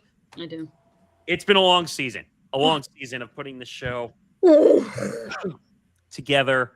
By the way, this Super Bowl weekend, incredible. The amount of stuff. I think hopefully next year when we're back doing it again, I'll probably expand some show slots to 2 hours so that we actually fill the weekend. Forecast went well for the most part. And I think if anything else stood out, we did lounge, we did press row, gridiron gridlock, where all of a sudden you were talking about naming rights of a stadium at some point. Yes. Levi Stadium, a Northern California tradition. Yes. Specialty, I should say. Yes. Some people would still refer to it as Candlestick Park. Yes, they would. No, that's the old stadium. That's the old stadium they used to play I know, but I was like new Candlestick. Yes. They would call it that. Recom Park. Recon Park. Qualcomm Stadium at Jack Murphy Field in San Diego. Jeez. That just sounds too complicated. It does. That sounds like the Washington football team. That was complicated.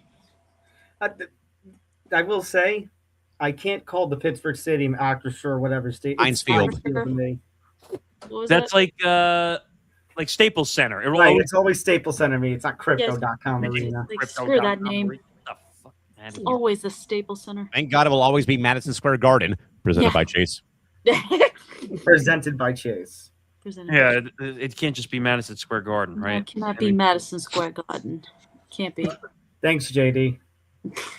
You suck. So Yahoo Sports put out the tweet also. Seahawks have a special year whenever a new pope is selected. I said that a few weeks ago, yes. So now, yes, they've won 05, 13, and now the 2025 season. They lost in 05, so it's 2 out of the 3. Right. And what's funny is that was Super Bowl 40, 20 years later, and they've ridden the wrong. So you're just telling me to, when we face them again, to not bring a pope in? Yes. Yeah. Got it. What was that? What is that song? 2 out of 3 ain't bad. Yes, from Meatloaf. From Meatloaf. But you know what also ain't bad? That the Patriots now have the most Super Bowl losses in franchise history. But they're also with the most. Yeah. And I saw one stat. It's like 0-3 in Super Bowls since Tom Brady walked away and went. And more importantly, Sam Darnold is the first ever USC Trojan quarterback to win the damn Super Bowl. Not Mark Sanchez. Sanchez never won the damn thing. No, he never did. He never did. He was never on a team good enough to say. Hey, butt fumble. Butt fumble. Great. Well, think about this. Or as Adam Sandler once worded it, fumbled into an ass. So Sam Darnold won a Super Bowl before Josh Allen, Lamar Jackson, Justin Herbert, Jared Goff, Dak Prescott, and Baker Mayfield. Sam Darnold is the first from that 2018 class of quarterbacks to win a Super Bowl. Also, Trevor Lawrence, Brock Purdy, and Joe Burrow. Yeah. I don't think Joe Burrow is ever going to win a Super Bowl. I think the only of the if he gets out of Cincinnati, stars, yes, he will. As long as he stays in Cincy, no. He should demand a trade. I think the only ones of the standout stars from 2018's draft class to win a Super Bowl now are Saquon and Darnold. And neither did it with the New York team that drafted him. Exactly. I don't know. What can you do about it? You suck. Yep, we do. New York football does. By the way, did you catch, and this is more Tom's sphere of things, but did you catch what the idiot Paul brothers were saying? They're feuding over the halftime show. Jake hated it. Logan Paul loved it. Logan Paul, yeah. By the way, the irony, where does Jake live? Puerto Rico. Puerto Rico. He has a giant mansion in Puerto Rico. Hey, if you didn't like it, then they should kick you out of Puerto Rico. Oh, right. Brother, this guy stinks! Wait, Nick D is here? No. Sorry. Not here. Because he's a raw pain in the ass. I have enough Stephen A. sounds to make up a library of its own. I mean, we keeping a buck right now. We ass. I mean, we keeping a buck right now. We ass. Jesus. Callan, I have to ask, why is that "Oh Brother, This Guy Stinks" sound the one that intros in Nick D on Lounge? Oh, because he's a comedy. Oh, no, that was me. That was me that did that. Oh, because it's comedy. Okay, I get it. Yes. The comedy bit. And then for Callan, just because the joke of drinking, that's why I put a opening of a beer and pouring. Well, I found that appropriate for Lounge. Yeah. Yeah. With the whole bar theme. But for Nick D, since he's used to getting up in front of crowds and doing that, he can handle that. Yeah. And he's been tremendous on that program too, which has been great. Yeah, that show has done tremendous, like numbers wise, commenting wise. All these shows that we've been doing now have been getting anywhere from 100 to 150 live views every show. We come on here now. So even the Olympic debriefs that are only half an hour have gotten like about 110, 105, which is kind of surprising. Crazy. Yeah. So you know what? I think we have done way better since obviously Playback went out of the picture and they're not here. We had Brandon on the show on Press Row. I think we'll have those interviews put up, I believe, sometime on Monday. Yeah. When I'm not like thinking about Super Bowl stuff anymore. Because that's what the last 2 weeks have felt like, just a giant Super Bowl like bubble. Yeah. Building the lineup and then executing the game plan, and we did. So most of the shows this week are going to obviously be recapping the Super Bowl. So obviously they'll do that. And then we transition. We move into the NBA and baseball. Pitchers and catchers report in a week. So hitting for the cycle is going to come to the spotlight circle. Yep. Make sure to follow that. Because you know what, guys? For people that are baseball fans, me, Ryan, and David, shout out to David. People that don't know David is an absolute G. And yeah, we're gonna bring all the baseball coverage this year because the following year is not looking good. You're gonna have to bring it double just because we don't know if this is gonna be. We're gonna have to bring it better than any year. Next year, I'm going to have to make some form of XLB for you guys to talk about. I could just feel next year. Clown show. Next year, on Hitting for the Cycle is going to be one of the most dragging ways. I don't even know how we're going to. Ben, I will play like some franchise mode in some baseball game, and you guys can talk about that. Yes. Well, you know what's funny, and Ben brings up a time where, like, when Tom, you remember when we did shows during the pandemic? How insane that was! That we were trying to find anything to talk about during the pandemic. Somehow what did we do during the pandemic? Because it feels like fond memory. We just talked about when we hope everything would come back. Oh, and then all the crazy we were getting. All the civil unrest. No. Yeah, the civil unrest. Yeah. All the nonsense. Traveling back and forth. Like I said, the stir craziness of being trapped in our homes for all that time. No, you were trapped. I was trapped in your home. You were going to frickin' WABC radio. I don't know what sitting in my house was because I was told I'd be fired if I sat in my house. So essential worker. Numbers. I was working. Essential worker, my ass. We were not a news. It's not like we were a news radio station. We were a talk radio station. Jesus. Wait a minute. Did you say your ass? We keeping a buck right now. We ass. Speaking of that, man, I think that early bold take for next year. I think Cam Ward is going to have one of the biggest leaps. I agree. That is my hot take. For his sake, I hope, because I don't want to have to keep playing the sound effect over and we over. keeping a buck right now. We ass. I think he's gonna have a really big leap next year. Something really changed with him the second half this year for them. Tom, this is a bad version of Russell Wilson all over again with the sound effect. Like.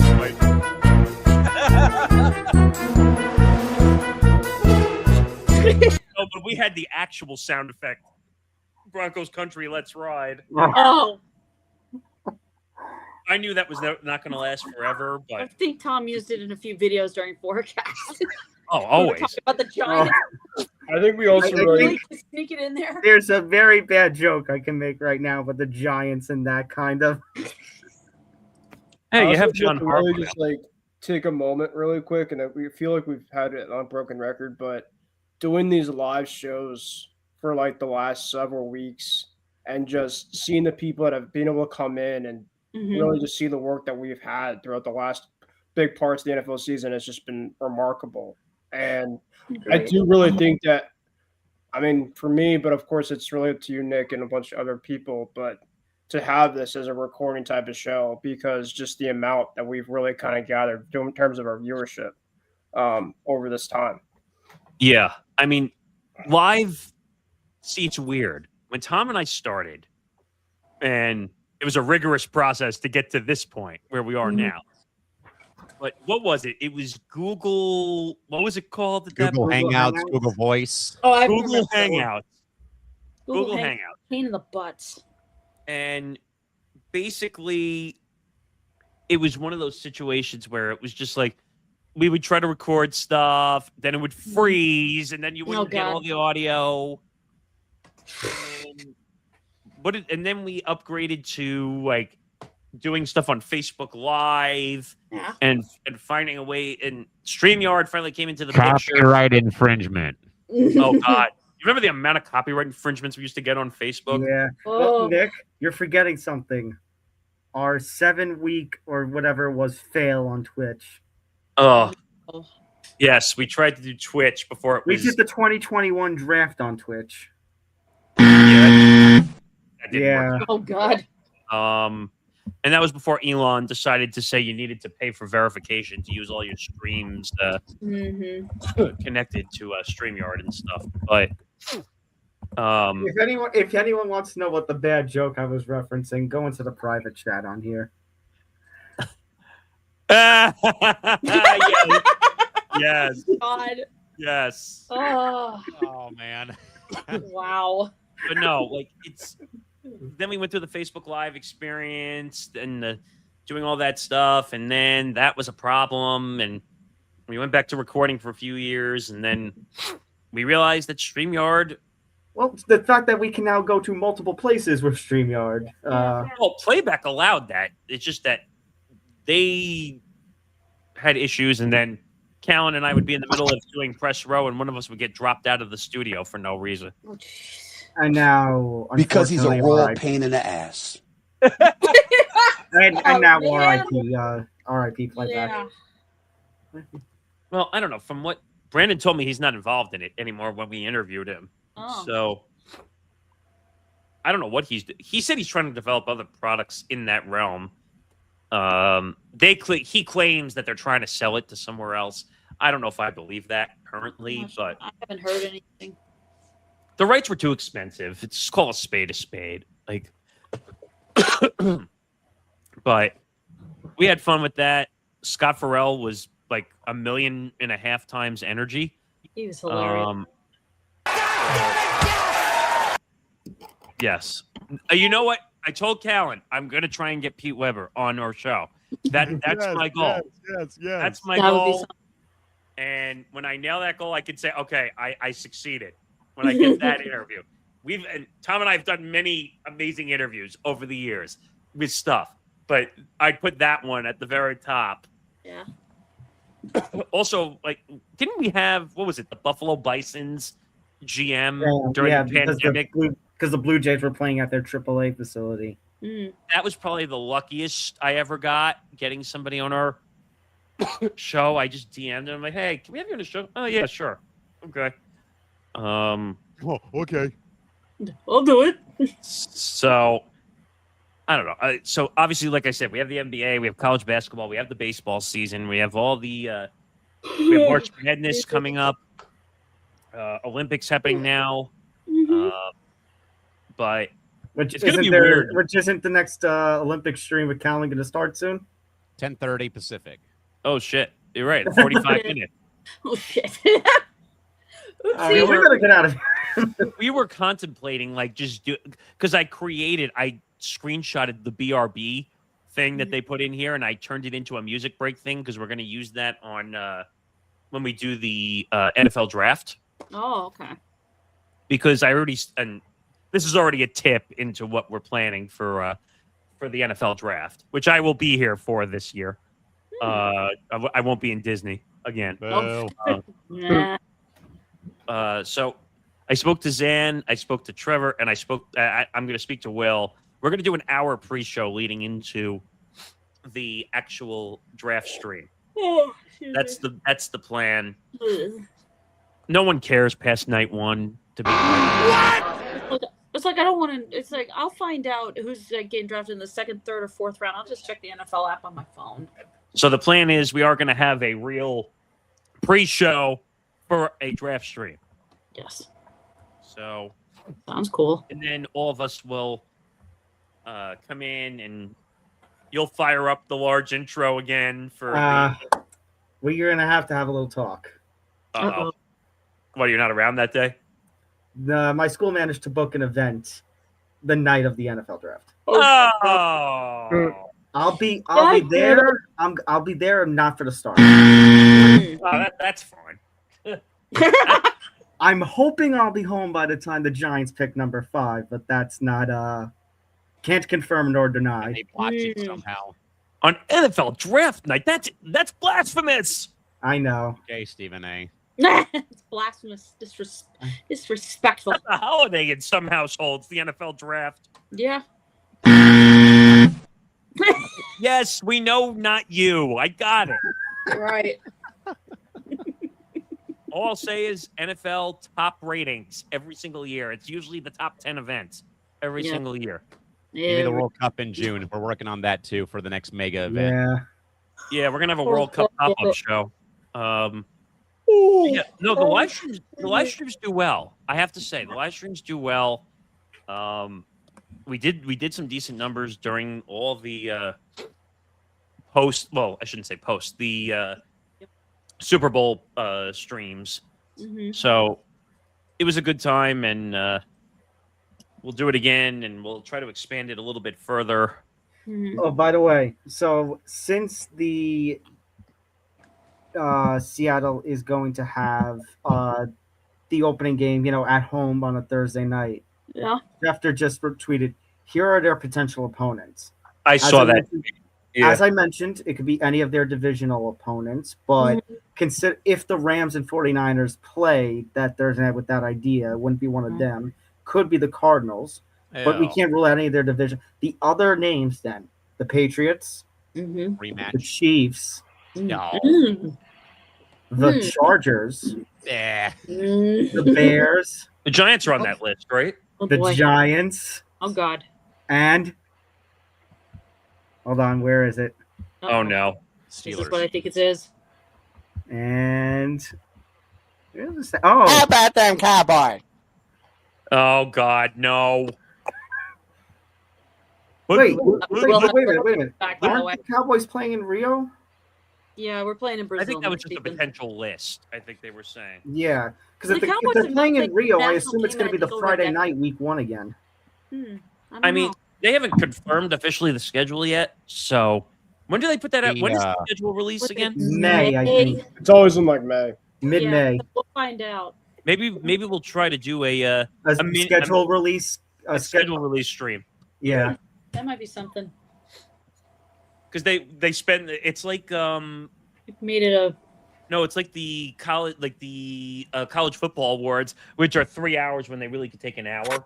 right. The Heisman Trophy Award presentation. Yeah, because then at that point we could do all the prime time, see all the prime time games. Dan or said nationals. second Thursday in May. Thank you, Zan. Thanks, There Zan. you go. Of course, Zan would probably know that. See, there's someone smart listening on the other side. Yes. I'm usually good with scheduling, but if you're looking for college scheduling from me, that's not good. You don't want that. No. Well, Zan and I always used to try and do like matchmaker, scheduler kind of thing with the UFC. I mean, heck, you look at all the stuff we're doing now. Like, Tom, you started doing the post streams for the numbered cards, which A lot of people tuned in for the first Ooh. one. Sadly, Wow. there's not going to be another one for a few weeks because they had the back-to-back to start the March year. 7th, right? Yep, March 7th is the next one. Well, it's usually once a month anyway, right? I guess January 31st counts because they were in Australia. Technically, that was February. Oh, God. We're traveling backwards in the time machine. I'll be back in time. That reminds me. Christy will be the only one to get this. That reminds me of the infamous Hulk Hogan lie that he says he wrestled 400 days or something like that in 1 year because of his constant trips to Japan. Yeah. So he would travel back and forth. Going across that international date line that screwed a lot of things up. But I mean, on top of that, like, we're bringing back an old staple under that MMA Outsider banner, too, which you and Zan, since Zan is here, hopefully. We are bringing back Tough Enough for this tough season. Hopefully, unless Dan corrects me, there's some information. Hopefully, I think it was always around Memorial Day weekend that would start. And what's great this time around is you're not going to get bullshit interruptions from ESPN Plus. Paramount, because it's going to be on Paramount Plus, right? So we can just start at 10 o'clock whenever. Oh, excuse me. Oh. Not to give away the barn, but you're on the UFC PR lists. At least he is. He is. So you guys can kind of get an idea of what happens. We'll always have something scheduled for 11:05 p.m. Eastern after it finishes airing or whenever it finishes airing. There's crickets on Tough at the moment. Dan, don't say this. Don't say this now. Oh, God. Well, they did. I just looked it up. At least I thought they said in May. I thought. Oops. Hold on, I'm looking this up. Zan, don't do this to me. Please. Dan or Zan. A new please season starting in 2026. Let's see. Okay, so they don't have months yet, but they did say it's coming in 2026. They confirmed it's coming in 2026. Oh, by the way, did anyone see this stat that so Bad Bunny was rushing with the football during the halftime show? I told you that. Yes. Yeah, that basically Bad Bunny had more rushing yards while during the halftime show holding the football than the entire Patriots offense. Dear God. Oh my God. So someone just pointed out one of the lines that he said in Spanish, which I'm not even going to attempt to read because I would sound like I'm not. It would sound like Michael Bloomberg trying to read Spanish, and only New York people get that. Oh, yeah. Well, he'd be too busy giving away fries and chicken nuggets for free to get people their COVID shots too. Right. Oh no, wait. That was De Blasio, not Bloomberg. De Blasio. Oh, God. I got my New York political idiots mixed up. Yeah. I didn't Trauma. One out of those two. So he said a line, and it translated to "En Berea, the one who became champion before LeBron." What? That's you funny. remember JJ Barea, I think so. Oh my God! The Mavericks. Mavericks in 2011. Oh my God! I think because the Mavericks beat the Heat that Yeah, year. 2011. Yes, that they was did. the first year that he was in Miami. Not two, not Okay, three, not four. That's not the only five, time not I will like Bad Bunny because he completely dissed LeBron James. Okay. Someone hit the "You Are My Sunshine." Oh Jesus! Oh, Do you think he's going to retire? LeBron? I think he's going to go to the Knicks or the Cavs. Yeah. One more season. God, Do not, no. Nick. Don't No. say that. He's spoken into existence. I'm telling you. That would completely derail the Knicks' momentum. Wait. Tom, did you notice that both of the boxers in the halftime show were from Ring Magazine? I didn't pay attention too much to the either halftime show. So I did see that there were two boxers there because it was put up on social media. But Ring Magazine right now is associated with Dana and Zuffa boxing. So. Zuffa. Zuffa. You instead of you loony loofah, it's you loony Zuffa.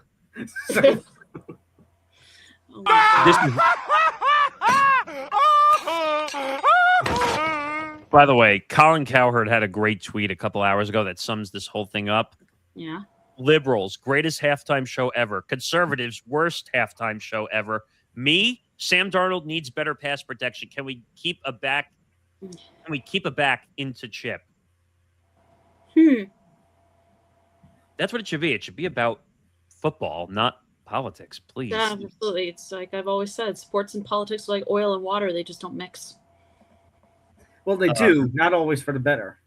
Well, it's true. Well, that's why you don't do that.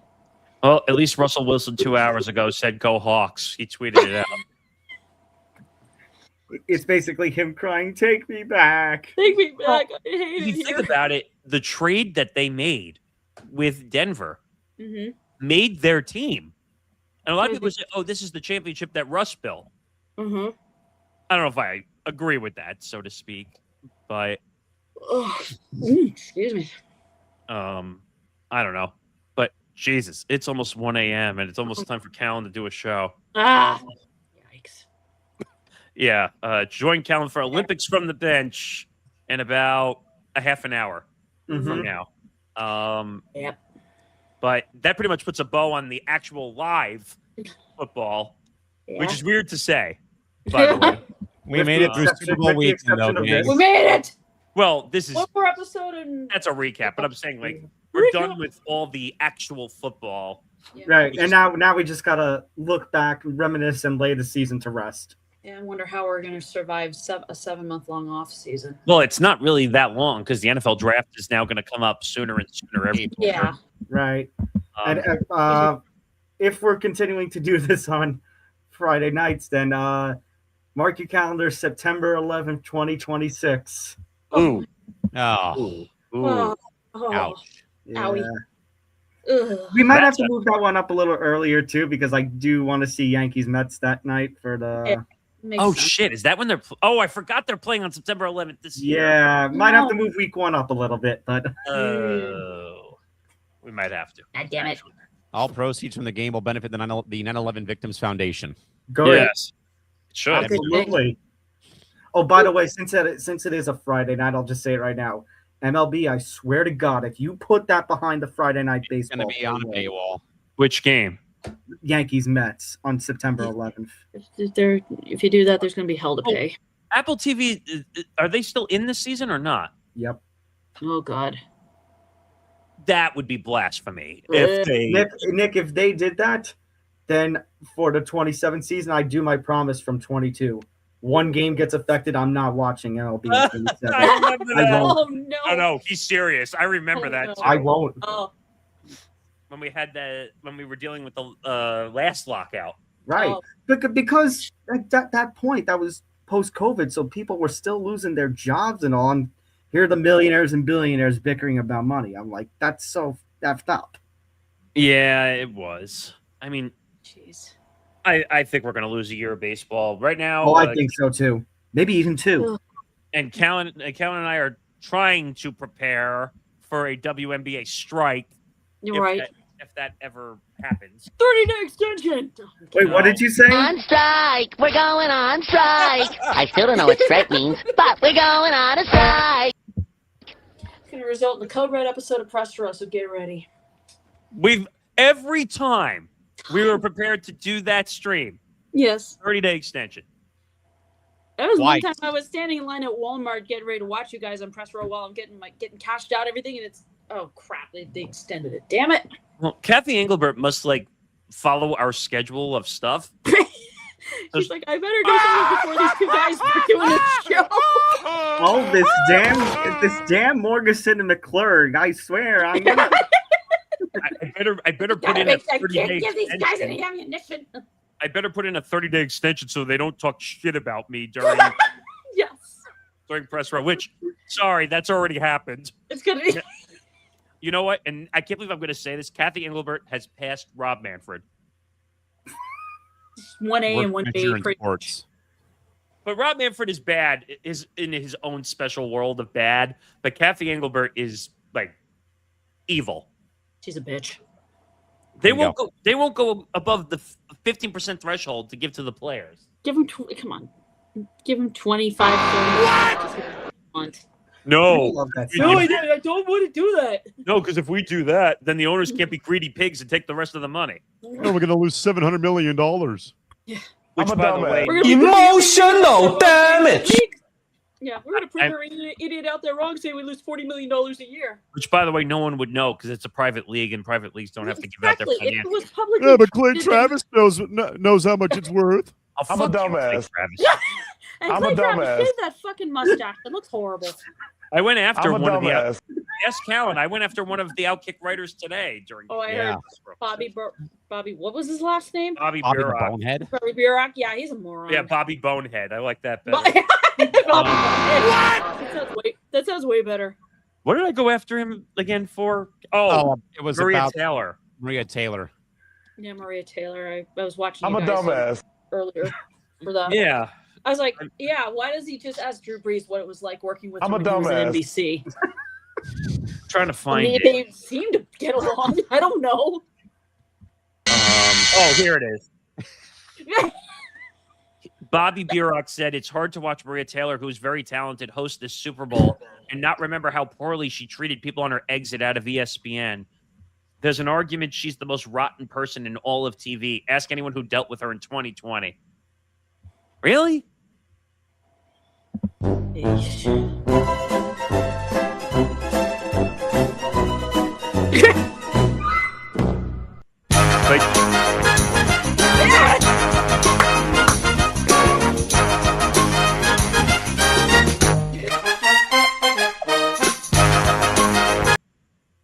And here's your host, Michael Strahan. Sorry.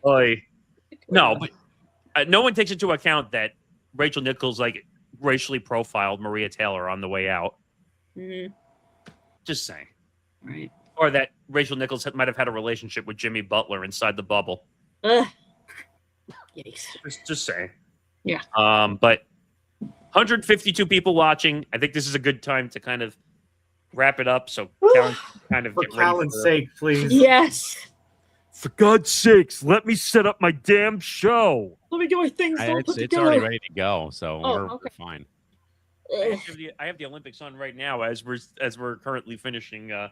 Day 3 going into day 4. It's going to be a great show. Get to talk about a couple of gold medals for Team USA. How about that? USA. And Lindsey Vaughn almost like snapping her leg in half. We'll talk about that too in the I start of was the show. questioning why she thought it was a good idea to go to the Olympics when she tore her ACL a week.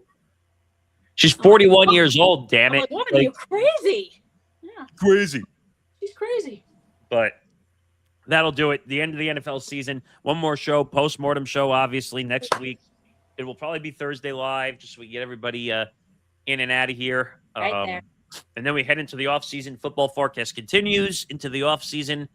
And then before you know it, August will be here around the corner. Tom doesn't like when I say August is around the corner. Oh, no. Yeah, that's teachers speak for no. And right now, the end of the NFL season is teacher speak for. I mean, it's sad, but it's teacher speak for 3 to 4 months left. Oh, God. Oh, yeah, that's right. True.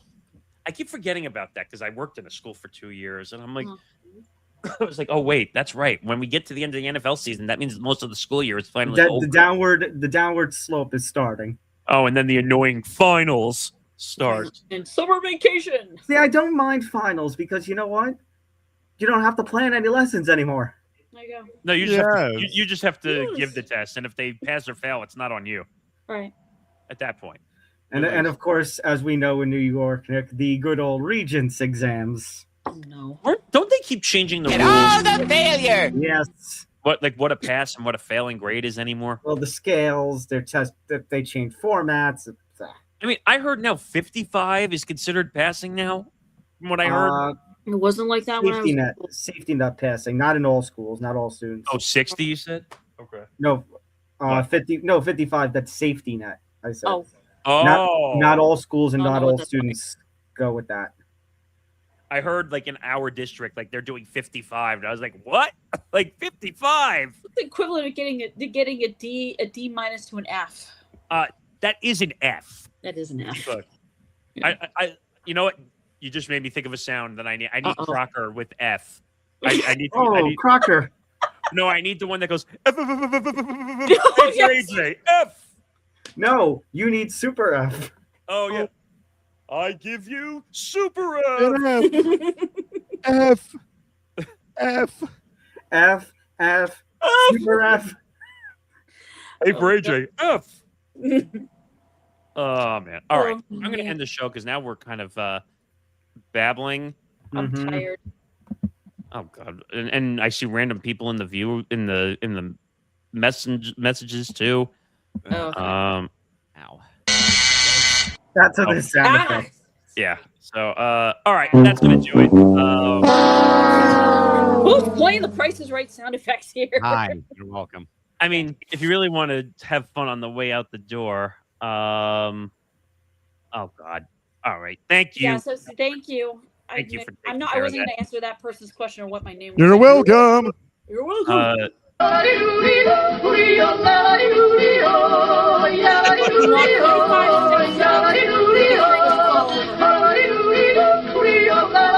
Okay, I gotta stop doing that now. Maybe that needs to be the sound effect when someone gets banned. They're thrown out like that guy falls off the cliff. I found Nick the damn audio for that too. The 25 steps. Yeah, he up. did. Also, Oh, the he found cliffhangers. no. He actually found the one where it goes up and then it goes and it breaks. Oh, Well, I actually have to get that. But by the way, the numbers have actually gone up a little bit since we're getting to the end. We're almost at 170 people watching. How did But that happen? I told you more people watch here than they did on playback. No offense. That's That's true. that's what happens when you go through I 20 know, but now we're at $20. 170 people, and we're just. I don't know. We're at the end of the road, folks. We got another show coming up. We want to hear about Olympic talk for 30 minutes before we call Yeah, it a night. stick around. In less than a half an hour, you can come back for the Olympic debriefing. Yeah, But and check out all the stuff. But until then, make sure you follow everything for Football Forecast, CFB Forecast, ETB, at ETB Network for all our platforms, youtube.com/ETB Network. Help, subscribe, watch hours. You know the deal. I'm being very annoying. I say that constantly. Oh, God. Did you really use the ASDF GIFs for Twitter? One, Oh, just no. one. I love those. No, I love that. I love watching. What? Christy, Yeah. had there been one more punt of the game, I was going to use the next one I was going to use was Gene Snitsky punting the baby into the crowd. Oh, Oh, no. Jesus. It Not a wasn't real my baby. Not a fault. real baby. It A wasn't doll my baby. fault there. It wasn't I'm my a fault. dumbass. I didn't do it. Oh, I'm a God. dumbass. Damn. Okay. Pleasantries out of the way. Yes. Football season over. Football moratorium at the end. Postmortem. Postmortem. Sorry, I can't talk right now. We're all tired. I promise. I only had one drink today. One. Jesus. Until then, have a good night. Callan's up next with Olympic briefing. Olympics on the bench. See you then, everybody. Have a good night. Yeah.